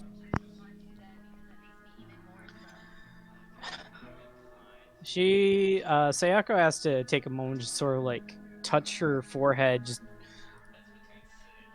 okay, this is a lot. She just mutters Amaterasu's name under her breath, like. Right. Well, so you're working for one of these things. I can't really say I can approve of that, but We are currently in the process of renegotiating our contract. It's taking a while. Seekin picks up on you saying this, Sayako, gives a second look at Virgil, and then all of a sudden just draws like 6 swords and holds them towards him. she quickly holds an arm up as if to tell him to halt. Virgil was actually probably right over him, picking through any wounds that he may have occurred in the fight, quote unquote. They're just cosmetic. So when he did that, Virgil just like scampers back. He just tentatively sheaths them in his wings and gives you a third look over, and he's like, I got my eyes on you, kid. As this is said, Cecil doesn't walk. Look that teleports by him and is like, "I've got my eyes on you, sword boy, stupid swords." Don't you not have effort? Does that require effort? It does. That's what it says. It also technically requires effort for Kane, but this scene has been too funny to mandate it. So yes. Yeah, Kane's been teleporting. Unless Kane has like. You also teleport there. I'm just gonna uphold the effort rule in combat, I guess. Should have said something. Yeah. I want to help, but there's a certain capacity I must act within. You know what? I'll make it a reserve ability. Sorry, continue. I don't know what that means, but okay. Sayako is kind of like looking down towards her toes, and she says, there's a certain capacity that I must act within. How many tails does this cycle have? 5. Right.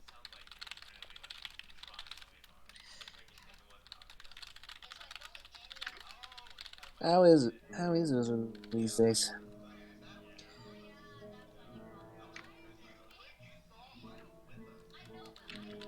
Well, under the sage's guidance, we've been coming along nicely. Uzu has, taken to his station as the leader of its people, under his tutelage. As you know, I have spent time abroad to investigate certain matters, and I feel that I am now closer to uncovering this big old grand mystery. There is a couple of other matters Seekin and I are looking into. Shen has gone off to... Hey! Are we being a little loose-lipped about this, Psycho? I get that she's your friend and all, but... And this guy's like a Stas or whatever. Wasn't this kind of our mission? He's giving you a shaky look, as if he's unsure. Hey, my dad Hey, my dad kicked your ass. Shut up. Seekin sighs. He did.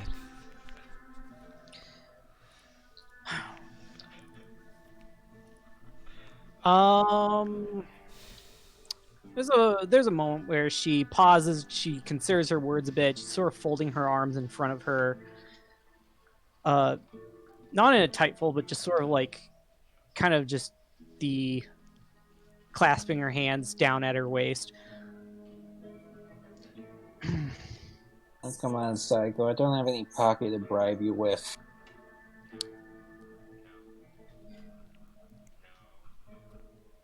Where am I supposed to get Pocky around here? A question that is next side.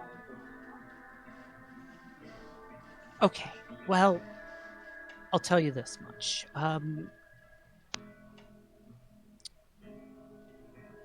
We're looking for a certain object. Have you heard of something called? And she looks around. She lowers her voice a bit, leans in towards Amalia. Have you heard of something called Zealous? Ooh. She just opens her mouth a little and is like, "You're looking for Zealous?" You shouldn't know what Zealous is, Amalia. Shouldn't I? It is She does. pretty well kept hidden information. It's not one of the things that Tybalt would have been putting in the textbooks. Tybalt censorship.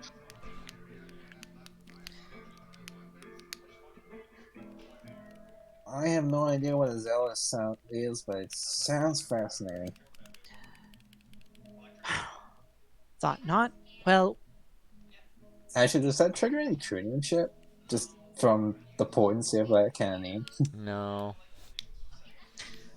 she Vistinians didn't rocks back invent onto her hind Zealous. heels and or the ball of her heels and says, "Well, I sense that it's around this place somewhere, and I intend to find where it is." She looks towards the big old weird dimensional tower and says, "Maybe it's just the twitchy tails, but perhaps we'll find it somewhere in there." So just to remind you guys of the other superstructure here, there is a needly tower that splits into 7 different parts at its base, like the Eiffel Tower. You're very robot.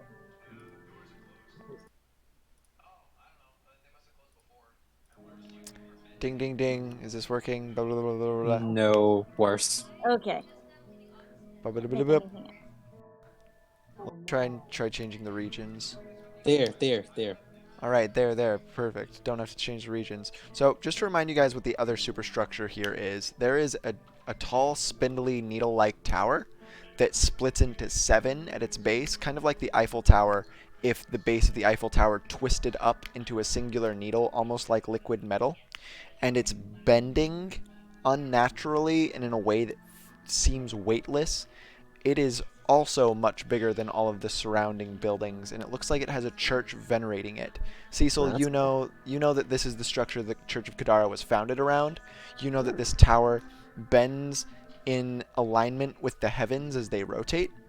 It always points to a certain vacancy in the heavens where stars will never be visible. And that's also giving people the heebie-jeebies that don't know about it, which is probably everybody except for Cecil. and you go. I was just gonna say, Cecil doesn't really mention it because I mean, he doesn't really see much of a reason to. Just unless Right. someone asks, if someone brings it up. Okay, so Amalia is going to look at it and she's going to turn to Psycho and say, "Didn't your uncle have something like this?"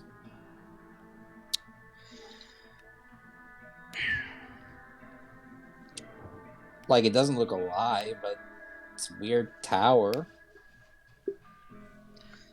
She looks over her shoulder and just sort of mutters something along the lines of "allegedly,"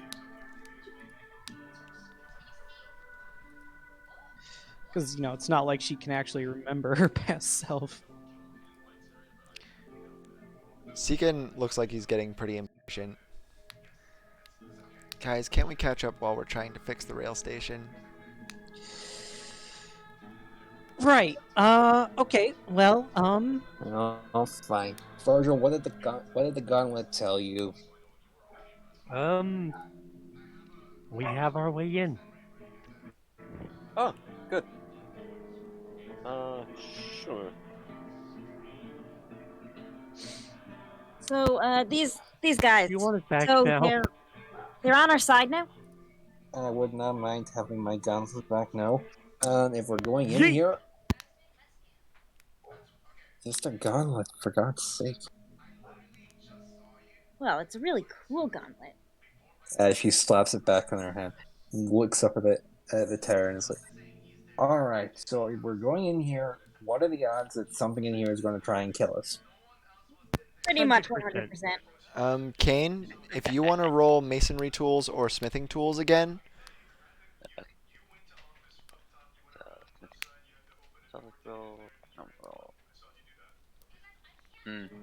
by your best guess, if anything was alive in the rail station before it became this way, it has now been compressed down into nothing just through the way the interior has been shifting. And if this is if the whole reason behind this is some creatures interacting with it, you don't know why, but something rubs you the wrong way about that theory. You don't think that this is the doing of a creature. You think that this is kind of this architecture in particular is just weirdly descending into entropy of its own accord.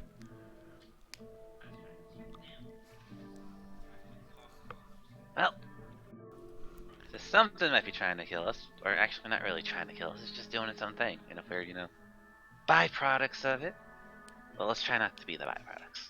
Well, apparently, if people are trying to kill you, what you do is you have to compliment them, and not Right. tell them Ah, what you think they are. What? well, I can Great. speak Well, boundless just words about how beautiful this place is, but it's also very ugly.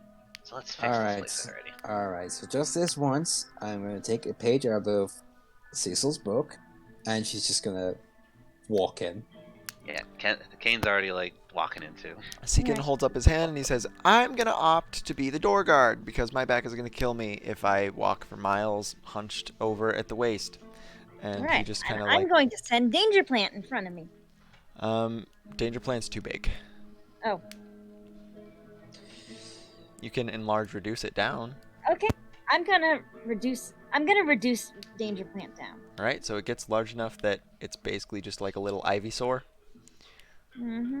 And you have a little cute plant baby going with you. Aww. As you travel this thing's interior, it does look like it extends indefinitely inwards, and the interior is shifting in the same way the exterior was shifting before you unlocked it. There's a few instances where doors appear. Is anyone going to try and open any, or interact with the shifting walls, or look for any specific type of mechanical phenomenon? Why not? Cecil, without not kind of semi-stopping, but still ready to move, just kind of opens up the doors and peeks in. You open a door, and it reveals an interior room past the door, but the rest of the wall isn't being inhibited by the door's thresholds, so you have a very limited time to get in. Cecil's not really bothering to get in. He's just taking a week gander. All right, the door is still open, but the wall behind it just kind of reconglomerates, and there's no longer a room you can get into. I assume you shut it and keep going? Yep. Okay. Kane's entire shtick is he's supposed to be fixing it, so he's gonna Carol Smith tools on the walls or something. Yeah, sure. Yay! If you need any, One giving better. you the treat. So a great place to start here is something seems to react very positively towards your guys' goals when you introduce stability to this structure. That's why you were able to get inside, is because the key just instantaneously introduced stability to the entirety of its exterior. And so it opened for you. It looks like going further in isn't going to get you much mileage. The more stability you introduce to the walls, it will begin to kind of reverse engineer what it's doing, and it will bring the like the true interior of the building closer to you. So that's a good place to start. I'm going to give you 2 ticks on the subvert collapse clock. Yay. Okay. So, Kane's going to say, so, whatever combination of shenanigans you guys did out to open this place seems to have a positive effect on it in its entirety. Fortunately, we don't have a bunch of swords to stab in keyholes out of nowhere again at the moment, but that gauntlet could I do can- something. Maybe, I don't know. I can, I can, if you, I learned a little trick. If you guys need help, I can, inspire you to. Alternatively, Virgil says, holding up a syringe, drugs. Ding, ding. Sayako rolls her eyes and she's like, I think I am a good hand for this sort of thing, and she's gonna let the old magical razzle dazzle happen.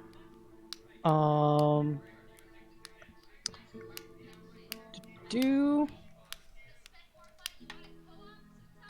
What's she got? She's got guidance and she's got bless.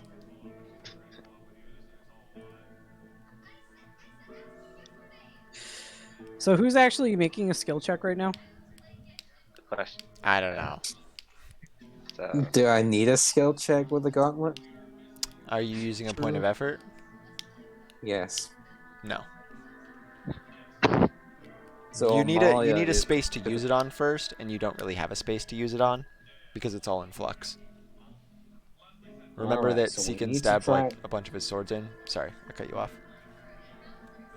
Alright, so we need to try and convert. We need to make some sort of stability here. Did he just like shove a sword in something? She sort of pulls glasses off her back and is like, I don't know. You wanna point out a spot and I'll stab it.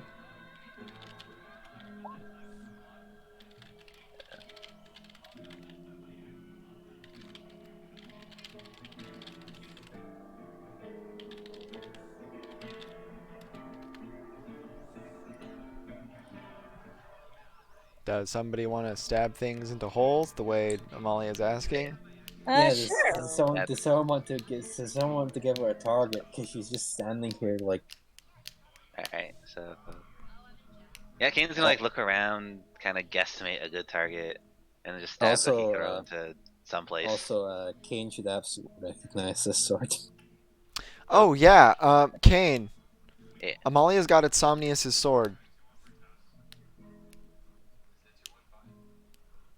I mean, he hasn't already said it, but if I'm noticing that, he's definitely going to mentally note this lady's on my radar too. But at the moment, he doesn't really.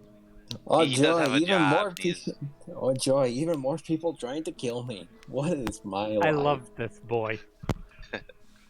I mean, he hasn't said that yet. But he's probably going to say it at some point, but like after the true naming thing, he's already just like this woman. This. Saigo, But at the moment, it's just like fix thing first, fight later. Saigo, I am trusting your insight and your stupid luck. Can you just point to somewhere and I'll stab it?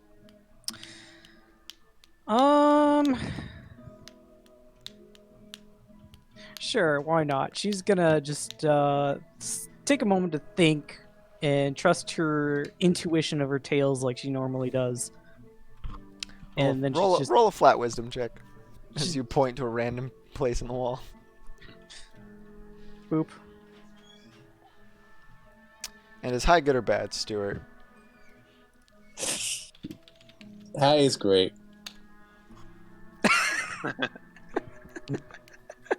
So again, trusting Saiko's luck, she just points to a place in the wall and Molly's like, oh, good enough. Well, that is good enough for me. And she just Stabs Glacius into it.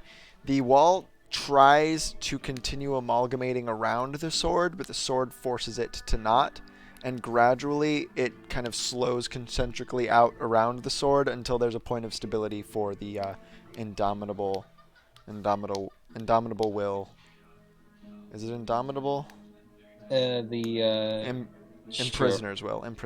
Yeah. She looks back a second. Holy shit, that worked! I wonder what would happen if I stuck my plant in the wall, like in a crack or something. Do you want to try? Yes. All right. Hey, Danger, So, want to check out that crack in the wall? roll animal handling, I guess, or nature, whichever. I have a 7 in nature. So Danger Plant just kind of breaches out in a bunch of different roots that just spread up along the walls and sink into its orifices, and the stability starts to just have this chain reaction effect as the ceiling stops shifting and the room kind of uncollapses and broadens into what the lobby of a rail station actually looks like. And you guys hear some muted cheers from outside. Seekin peeks his head and goes, "Look, you guys did it. Looks a lot more normal from out here." Ooh! Kane is like Good taking down plan. notes as like this is happening, just in case of future Stretching the ones. leaves. You didn't actually have to use the imprisoner's will, Amalia, so don't use that effort. Yeah.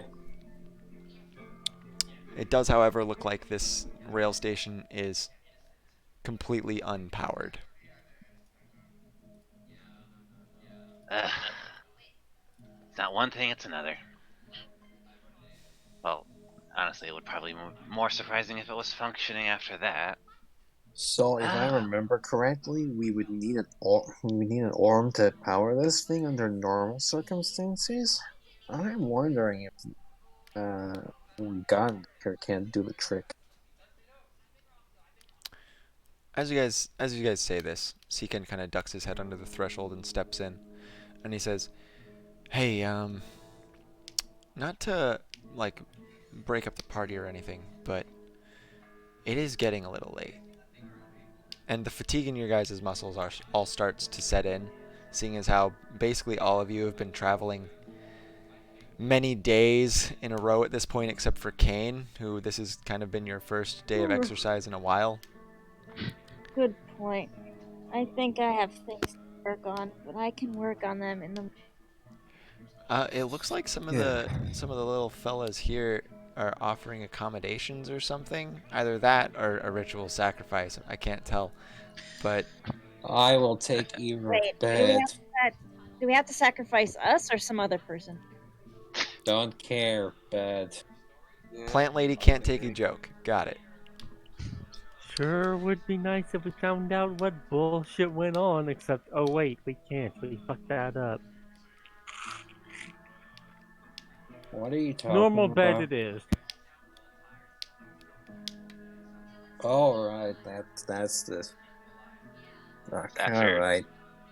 Like, as everyone's like leaving the place, Kane is gonna like take a fond moment to remember his adventures when he was a youth, and just be like, "I don't know if this is a good or bad thing," and he's just gonna follow them out. So, are you guys making your way back to Kane's forge? Kane, you do just for the sake Yeah. of convenience, I'll say you have enough room to accommodate everybody. nice. Yeah, so Kane's just gonna be like, "Well, everyone can just shack up at my place." Okay. And he's gonna be, admiring the forge tool. So what does that one do? Hold on. Kane is just going to As explain everything. as you guys are on the way, Cyrus and Stella, who have been maintaining a fair distance from this entire plethora of interaction, Cyrus finally approaches you, Sayako. You've kind of had your eye on him and his female companion as they've kept their distance, and they're probably two of the more suspicious people out of this lot, this band of merry travelers.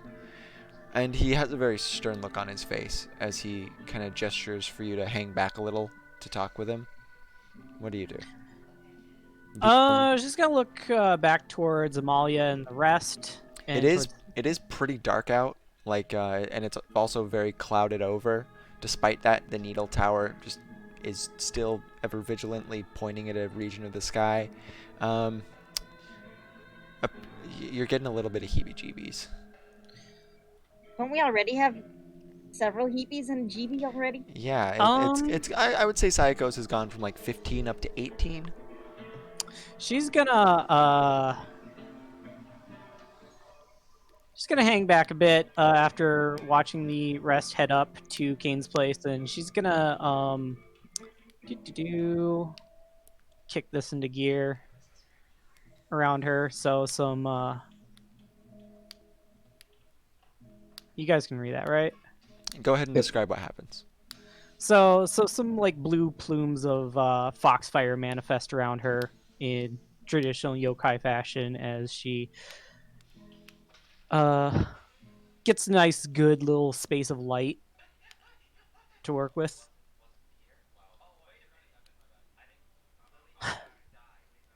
Haven't met you yet, friend of Amalia's.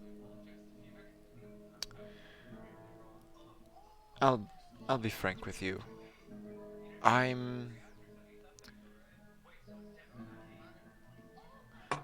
He squints and scrutinizes you up and down. I'm not so sure I believe I'm looking upon your real form. I guess that's sort of to be expected when you introduce yourself in a disguise. But it is much to my surprise that everyone else seems to have bought into this identity of yours.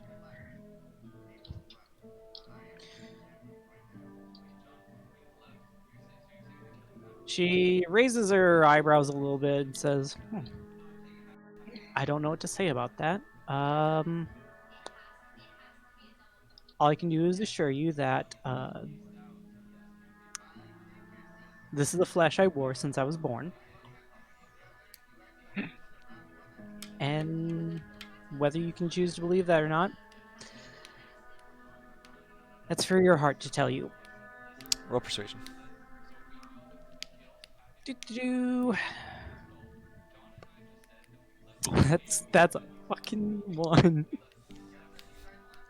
You know, You you do are have a also entitled reroll. to rerolls. I think I would rather just keep this as a consequence. I think that would be interesting. All right.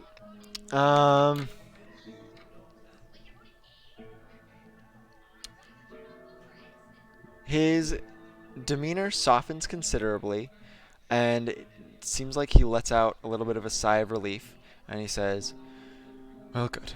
It's nice to have someone that I can rest assured is a friendly face to these folks I have allied myself with." And he hurries back to the rest of the group. Her eyes follow him. She's gonna roll insight. Oop. Do you want a reroll? You can also, remember, you can also exert rolls by rolling a hit dice and adding it to the result of the 1d20, but subtracting the roll result from your health.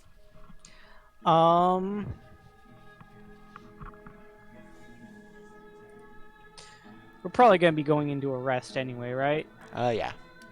Likely. Yeah, I'll do that. So roll a hit dice and add the result. Yep. And then subtract the hit dice from your health. It should be said is that exerting is always a good idea. Roll that sorcerer hit dice. 14. So that's a con plus wisdom. They're all d8s, Stuart. I normalized them. So it's either con or wisdom for exertion. I'm gonna go with wisdom because it's higher. And what's your wisdom? It's a +4. Okay, so that's a 16. Do you want the reroll, or are you just going to take the 16? I'm gonna take the 16. You realize a little bit after you make the effort to persuade Cyrus that Cyrus was going to believe you. That persuasion roll was for somebody else. Her eyes swivel briefly onto Stella. Stella's not there. Oh, okay. Never mind. Or roll perception, like whatever. No, it's the weird shadow thing. Yeah, it's just a silhouette of nothing. All right, no, I'm just gonna leave it be. She's gonna trace her eyes down at the snow and then like follow after the others, and she's gonna go back to her like characteristically chipper tune and say, I think he still has some mashed potatoes left over. I don't remember. Food can be made. In the distance. So, Can't recall. Kane's making dinner for everybody. Amalia casts Sending on the Primaveral once again. Yeah. Says, "Power I gave you, stopping you from bringing us to Eden. Can you stop doing the water thing? Please don't mess around in my head." And it doesn't go through. Roll Arcana, Amalia.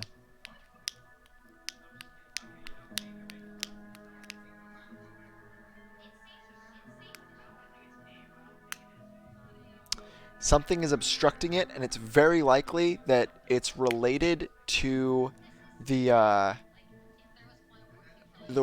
sort of normalcy shift that happened when you crossed the threshold past Insomnius. Maybe the threshold's a big deal, guys. Nah. What? Nothing in an air campaign is a big And deal. yet- It'll all And get yet, resolved and yet eventually. Veldanna can just pop in here whenever the fuck she wants. Yep. To fucking shit Paragon someone down for Paragon money. does not equal 3rd level spell. Cecil, what are you up to? Cecil's just kind of like probably standing in the corner of Kane's house, like a weirdo, looking like an impromptu coat rack. Not entirely comfortable with just staying at some random person's house. You're getting a lot of jumbled memories of Calliopes that you ordinarily have never gotten before with the new meeting that you've had with Sayako. There's Certainly awkward, certainly weird. it's not even like it's not even just memories of specifically Calliopes. It's memories of a place you've never seen before. And it's I don't know how it's making you feel. That's honestly up for you to decide, but it's a very out of body thing, and it's kind of uncomfortable. Yeah, that's another reason why Cecil's just kind of like standing in the corner, like a disciplined child right now. Is he looking towards Sayako?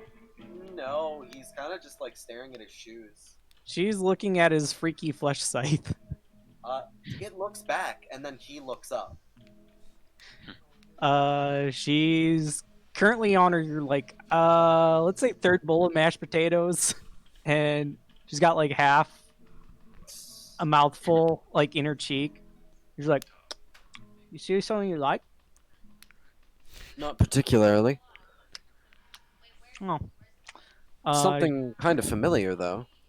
Hey, don't be mean to the priestess. Seekin Who? just kind of harshly whispers. Sorry, priestess. Yeah. She swallows the bite and she says,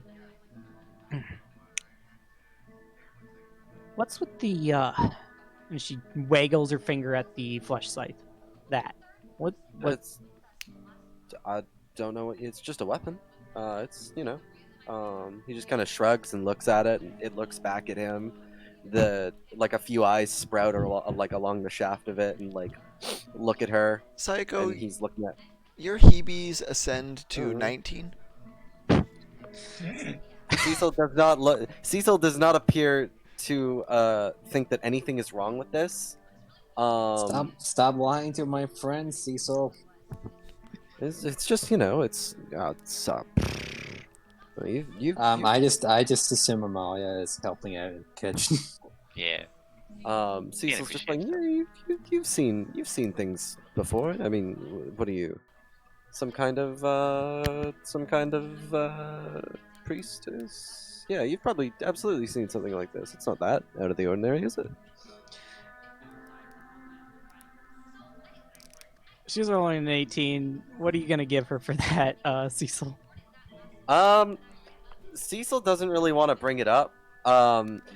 It's not exact like he's not quite lying, but he's absolutely like kind of like shuffling around the issue. What did you roll? Did you roll insight? 18 insight. Okay. Yeah, no. Cecil doesn't particularly seem to want to address this in any meaningful way. The thing absolutely looks alive and probably tied with his conscious, considering that he looked like it. He registered when someone was looking at it, or at least through its eyes, which was a bit unnerving. But other than that, I mean, it's a horrifying flesh scythe that is constantly like growing and wrapping around itself and like making mouths, and it appears to in some form breathe. And he's just kind of fine with that coiling around him like a snake. As the blade too has like eyes on it, and he's just kind of like, yeah, I don't think anything Cecil has done specifically, other than the fact that he's skirting around the subject, would warrant like there's not much else to talk about as far as insight goes. Then again, I'm also not a GM, so if the GM wants to make some GM information available. Yeah, sure. The scythe expands out into Efreet. Everyone roll initiative. Does a 63 hit, Cecil? Anyways, so okay, if that's the case, then yeah, that's all. So Sayako can make of that what she will. She looks at it a little longer and just she mulls things over, but she doesn't really say anything. But she does kind of keep it at the back of her mind. Could be bad juju, definitely, most possibly bad juju. The more she keeps looking at it, the more it slowly begins to wheeze a little bit. Death in the West has a lung. Good to know. Oh, it's got more than one. That's where it does the spitting motion with the. Some of them are even its own.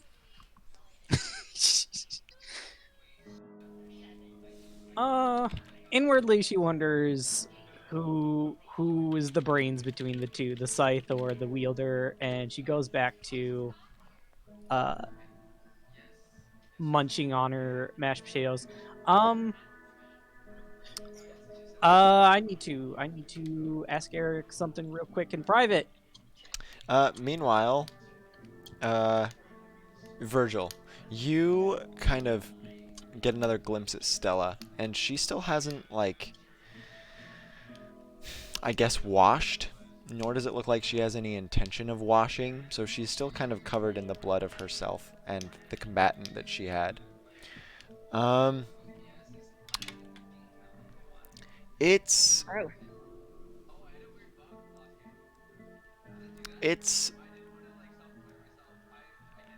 you see the blood around her mouth again, and it gives you flashbacks to your childhood.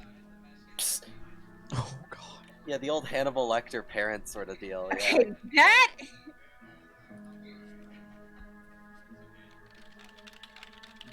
Top 10 biggest bra moments in Windchimes. Number 10. The last thing I want in my Eric campaign is someone else's parent cannibals. Sarah, are you alive? Does anyone want to work on any downtime? Oh yeah, wait, long-term Karo, projects? I wasn't talking over you. Your mic is dead if you're talking. That whole bit was because of a lack of talking, not because you were talking. All right, great. Karo's dead. Anyways, downtime? Yes, downtime. Did that work? Hi, Karo. Yes, What did you say? I hear you. Thank you, Fergus. I appreciate you realizing that, because when you first noted all the fucking blood and stuff, I was like, okay, well, Virgil's gonna tell her to wash that clear the fuck off. And then you mentioned a flashback to Virgil's childhood, and PTSD stares exist. But that was all I was going to say. All right, no problem. I'm going to bring you guys briefly back to the previous district map, because that's where all the clocks are, and I haven't moved them all over yet. You know what? Actually, I'll just do that. I will happily do a downtime action. And what's that? Dissect more of Rachimim, preferably with one of these big names, these brand names, these McDonald's, these Elon Musks. And see if he can get any more insight with that. Oh, Oh, well, if we're- you poor Phil. So I realize that I'm an actual incel troglodyte for not giving you the bullet points. I'm just Yeah, gonna you still tell haven't you. done that. My bad. Kind of waiting. Still To- kind of waiting on that. To continue your insight yeah? into Rachimim, you need Mhm. to go to the Primaveral's home plane and use it on yourself there. Great. It's a shame we can't get to that. You can, and Amalia figured out how last downtime. Not directly there, but how to start getting there. That's fun. It's the theory, or at least Amalia thinks she can. The game theory. Thanks for watching.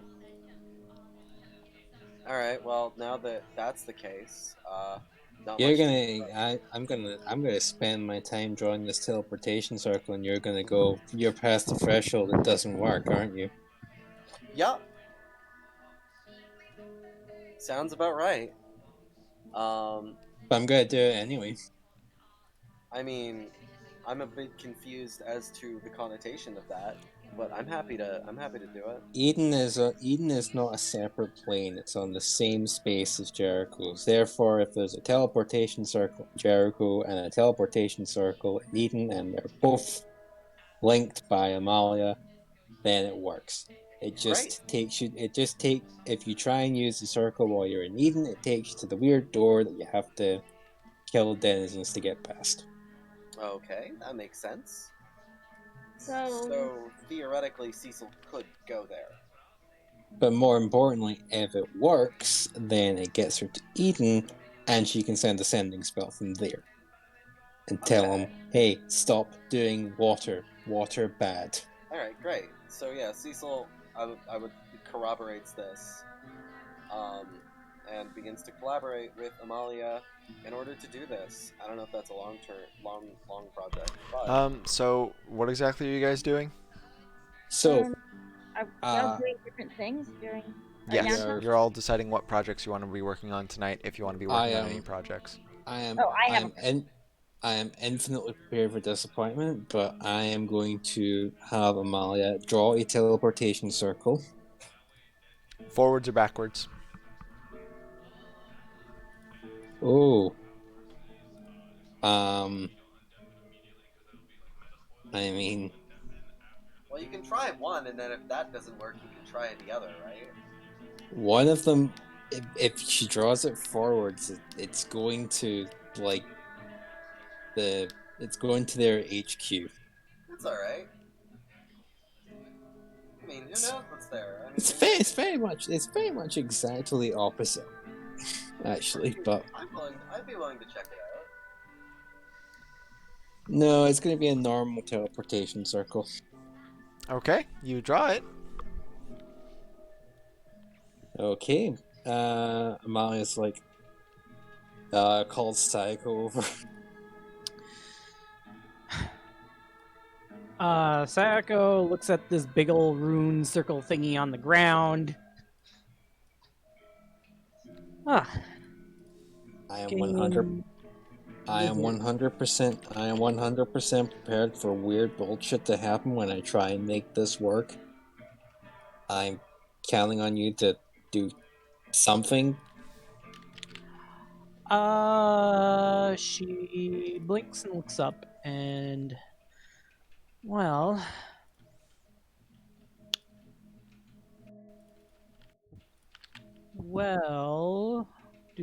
do. She considers a moment. I was saving this for myself, but with all you folk around, I guess I don't have to worry about it so much. And she's just gonna tap Molly on the nose. There you go. Good luck. All right, Eric. She's making the teleport circle go vroom. And this is just the regular teleportation circle spell? Or Yes. this is are you drawing specifically the one that Minnow had drawn? No, she is drawing the one that her and We Izareth. established we're staying far away from that. Okay, so you're just drawing a regular teleportation circle? Yep. You draw a functional teleportation circle. So I just poof into Eden. Where in Eden? Right. So let me remember where we had them. There's a teleportation circle in the Drowned King's realm, and there's a teleportation circle where the airship was. So the one that takes you to the airship takes you to the airship because it was on the airship, and the one that takes you to where the Drowned King was takes you to the Cheros district. Yeah. Probably best to go with the Drowned King because the airship one was a temporary location. No, I'm because the I'm airship- telling you that you test them both out. One takes you to the Sylvan district to the airship, the other takes you to the Cheros district. It's you actually kind of recognize the vague architecture around as the Cheros district as a whole was successfully merged with the Drowned King's plane. And the teleportation circle itself is right there on the wall where you drew it, except before it had merged. You recognize a lot of the ruins around you, and there's still kind of nobody here. Did I draw another teleportation circle in Eden? I'm trying to remember. You didn't. Hmm? You did not.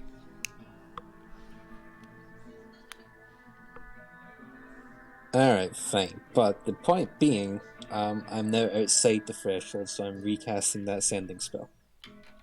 Alright. Bada bing, bada boom, bada bop. Let me come up with the response while everyone else responds. Or rather, everyone else comes up with their long-term projects that they want to start on / things they want to do. Okay, well, I want to work on my prehensile vine grips. Actually, Kavir, Your I what? wouldn't mind if you helped me. If you helped with this blood.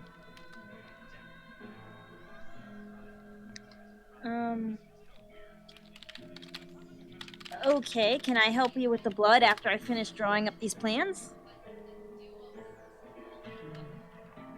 It does seem a little urgent, but if you wish to draw the plans first, I'm not going to. I'm not going to stop.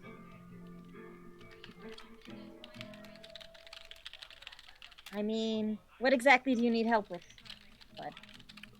Right now, just about everything. It's quite the process. It'll be quite the process of figuring out exactly what's going on, and well, if whatever is in there happens to be sporical in nature, I would love to have your expertise on hand. All right. How about I'll bring my sketch pad with me, and if it turns out to be sporical in nature, you just give me a call. Sounds lovely. All right. So what are you guys up to? Well, if the blood turns out to be sporical in nature, he's gonna ask me to help with him, and if not, I'm gonna be working on my plans for What blood is this? my wrist. Virgil's working on the Athalia serum. Okay, gotcha. So you guys also use the teleportation circle to make a stop in the Sylvan district, like you said. Zavoim drops off the sample that he said he was going to drop off. You take that back, and go ahead and roll a medicine We check. already had the sample. Oh, well, I forgot about it. Anyways, that happened either now or in the past. Roll medicine.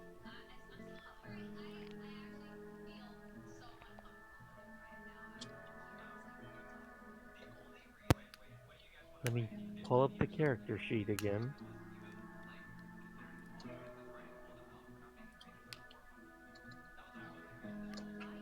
Hi, Tiny. Hi, Tiny. Chinese.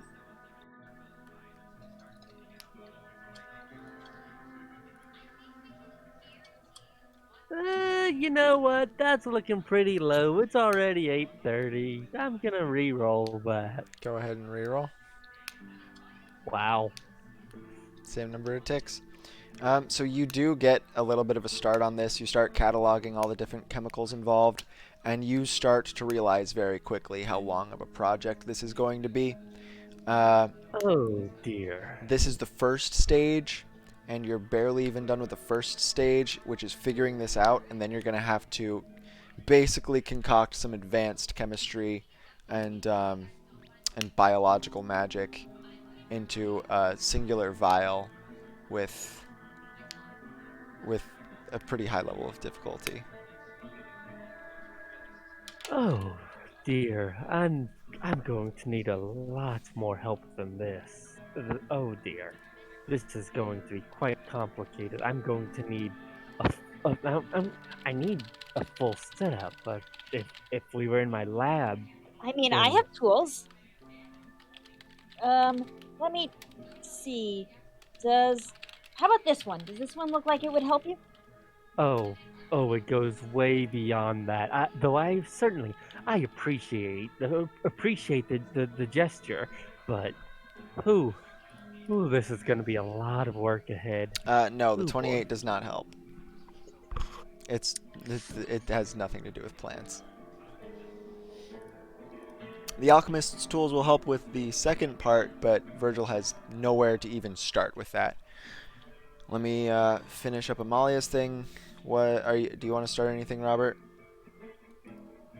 So basically, I just send it to you. Sayako's going to be working on treating Seeken's most recent bruises that he accrued in his spar with Kane, and she's just basically going to talk to him. You actually see a lot of really fine doctoring and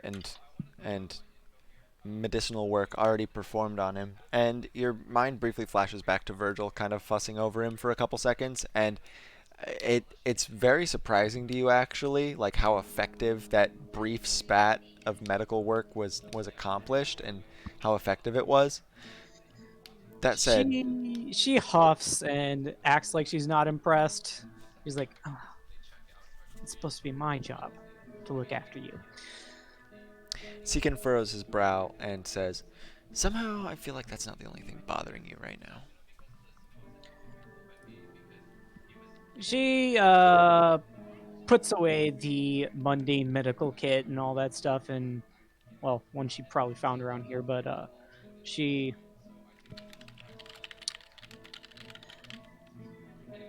huffs and then sits down next to him and says, "You're right. There's no use denying it.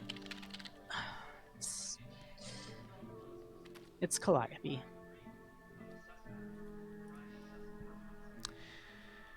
It's been like 4 days since you even brought him up.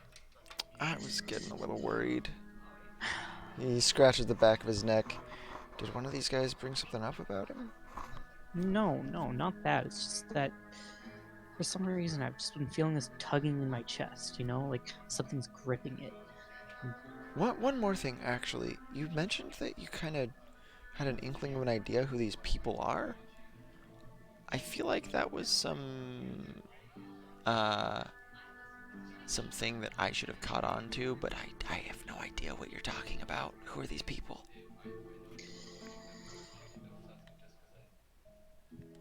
Well, she opens her lips a little bit and closes them, and she just sort of says, "I've been keeping tabs on the rumors and whatnot. You know, whenever we pass on the little town here or there. Well,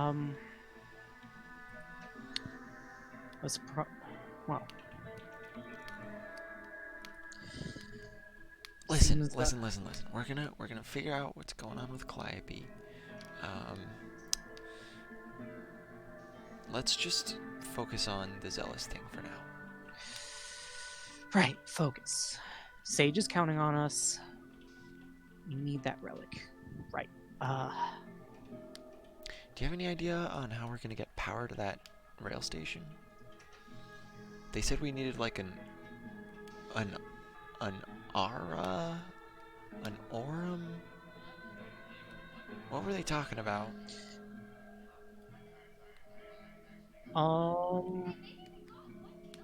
What should I roll on that? There is no way Sayaka would know. Okay. Some sort of.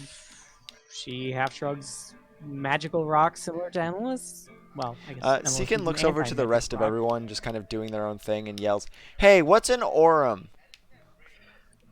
The metal guy. Machine Yeah. creatures. Seekin looks pointedly back at Sayako. If you see a short one, tell him I said hi and I'd like to talk. There's a little moment where like there's math happening in front of her and she's looking around. Wait, you all know an aurum? Yes. I mean, we kind we knew Well- he wasn't dead. What? And wait, we know. Wait, the other guy's an Orem too. Okay, we know a live Orem. I think he's still alive. Well, He better Your- be. Looks at Catherine. Sorry, go on. your aurum friend could probably help us. Just If I knew where he was, yeah. no. Well, that's a damper. It is. She folds her arms, just stretches her lips wide as she. You know what? I'm sure There's we a can big come up with bunk. something. Does anybody want to make a long-term project to see if they can come up with an alternative power source? Yeah. All right, great. Who? I Because Seekin decide. can't do it. It's an NPC. Sayako has no idea how machines work. Cecil just says, "Yeah, I'll take a look at it."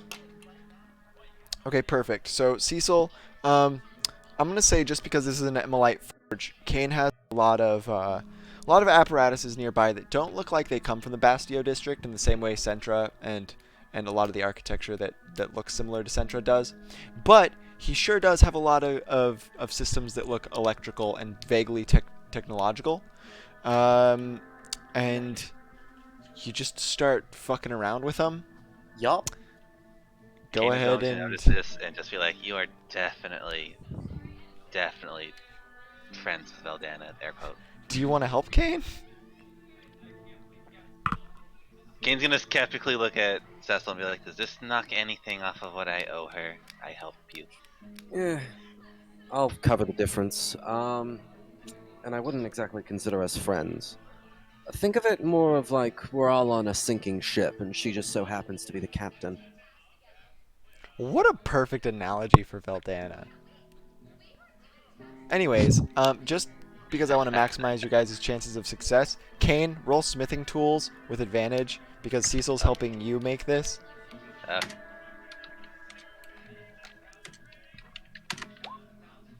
Thank God for that advantage. That's 2 ticks Yeah. out of 4. It's a little bit better.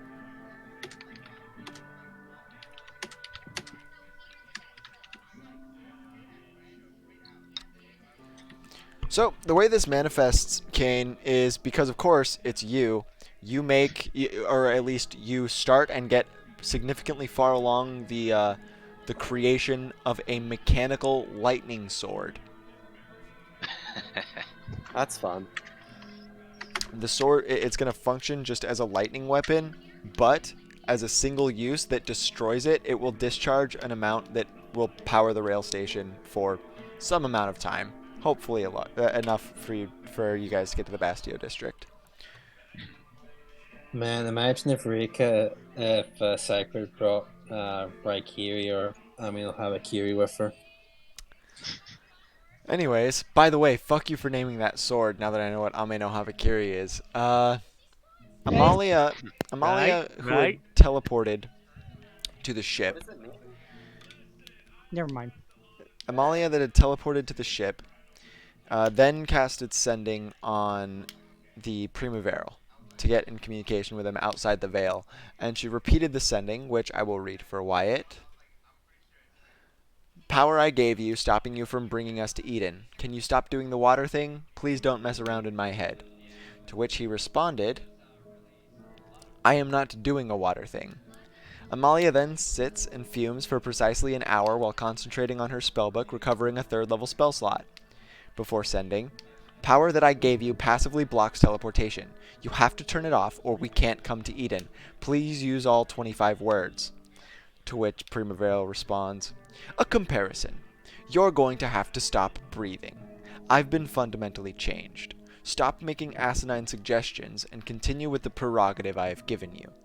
Amalia shakes her fist at the sky. Would you like to know where your future asinine suggestions can go? Huffs for a minute, then teleports back. And I think that's a pretty good leaving off point. Oh, but So So, wait, hold on. all right, One last so thing. Eric, One last thing. Catherine, you are starting on what project exactly? I want to make prehensile vine things in For that the I can for the 3rd brace. modification? Sorry, what? Sorry, I'll let you finish. What? Um, for my next artificer project, I want to make these sort of things that go on my wrist and have prehensile vines that can help like grip and climb and stuff. So you want? Okay, that's Grappling hook. Grappling that's hook. really cool. Grappling hook / whip weapons. I'm down for that. All right. So do I roll something now or? Yeah, alchemist's tools. Okay.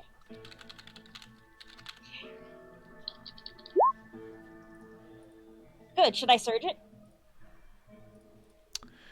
If you surge it, you will not long rest and get all of your health back. Okay. Let's assume that 25 is. It's probably pretty good.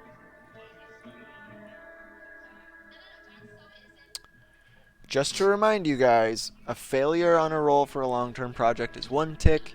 A success, which is usually a meager DC, is 2 ticks, and a crit is 3 ticks. So exerting on a long-term project roll will only get you from fail to success. It will not get you from success to crit.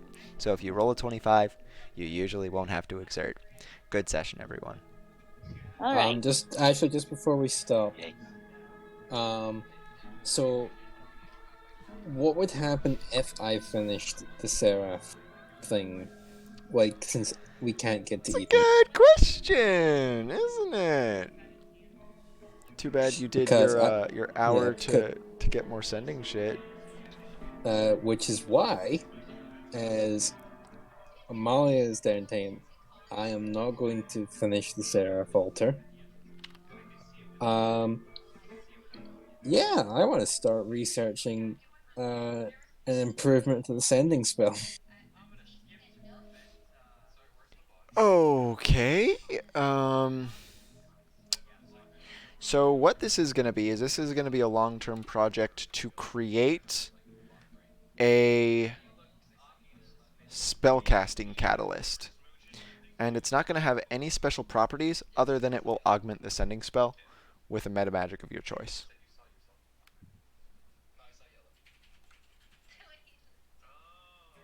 Like, man, magic isn't like going to help sending at all. I'm trying to remove the word limit, or at least make it easier to cast.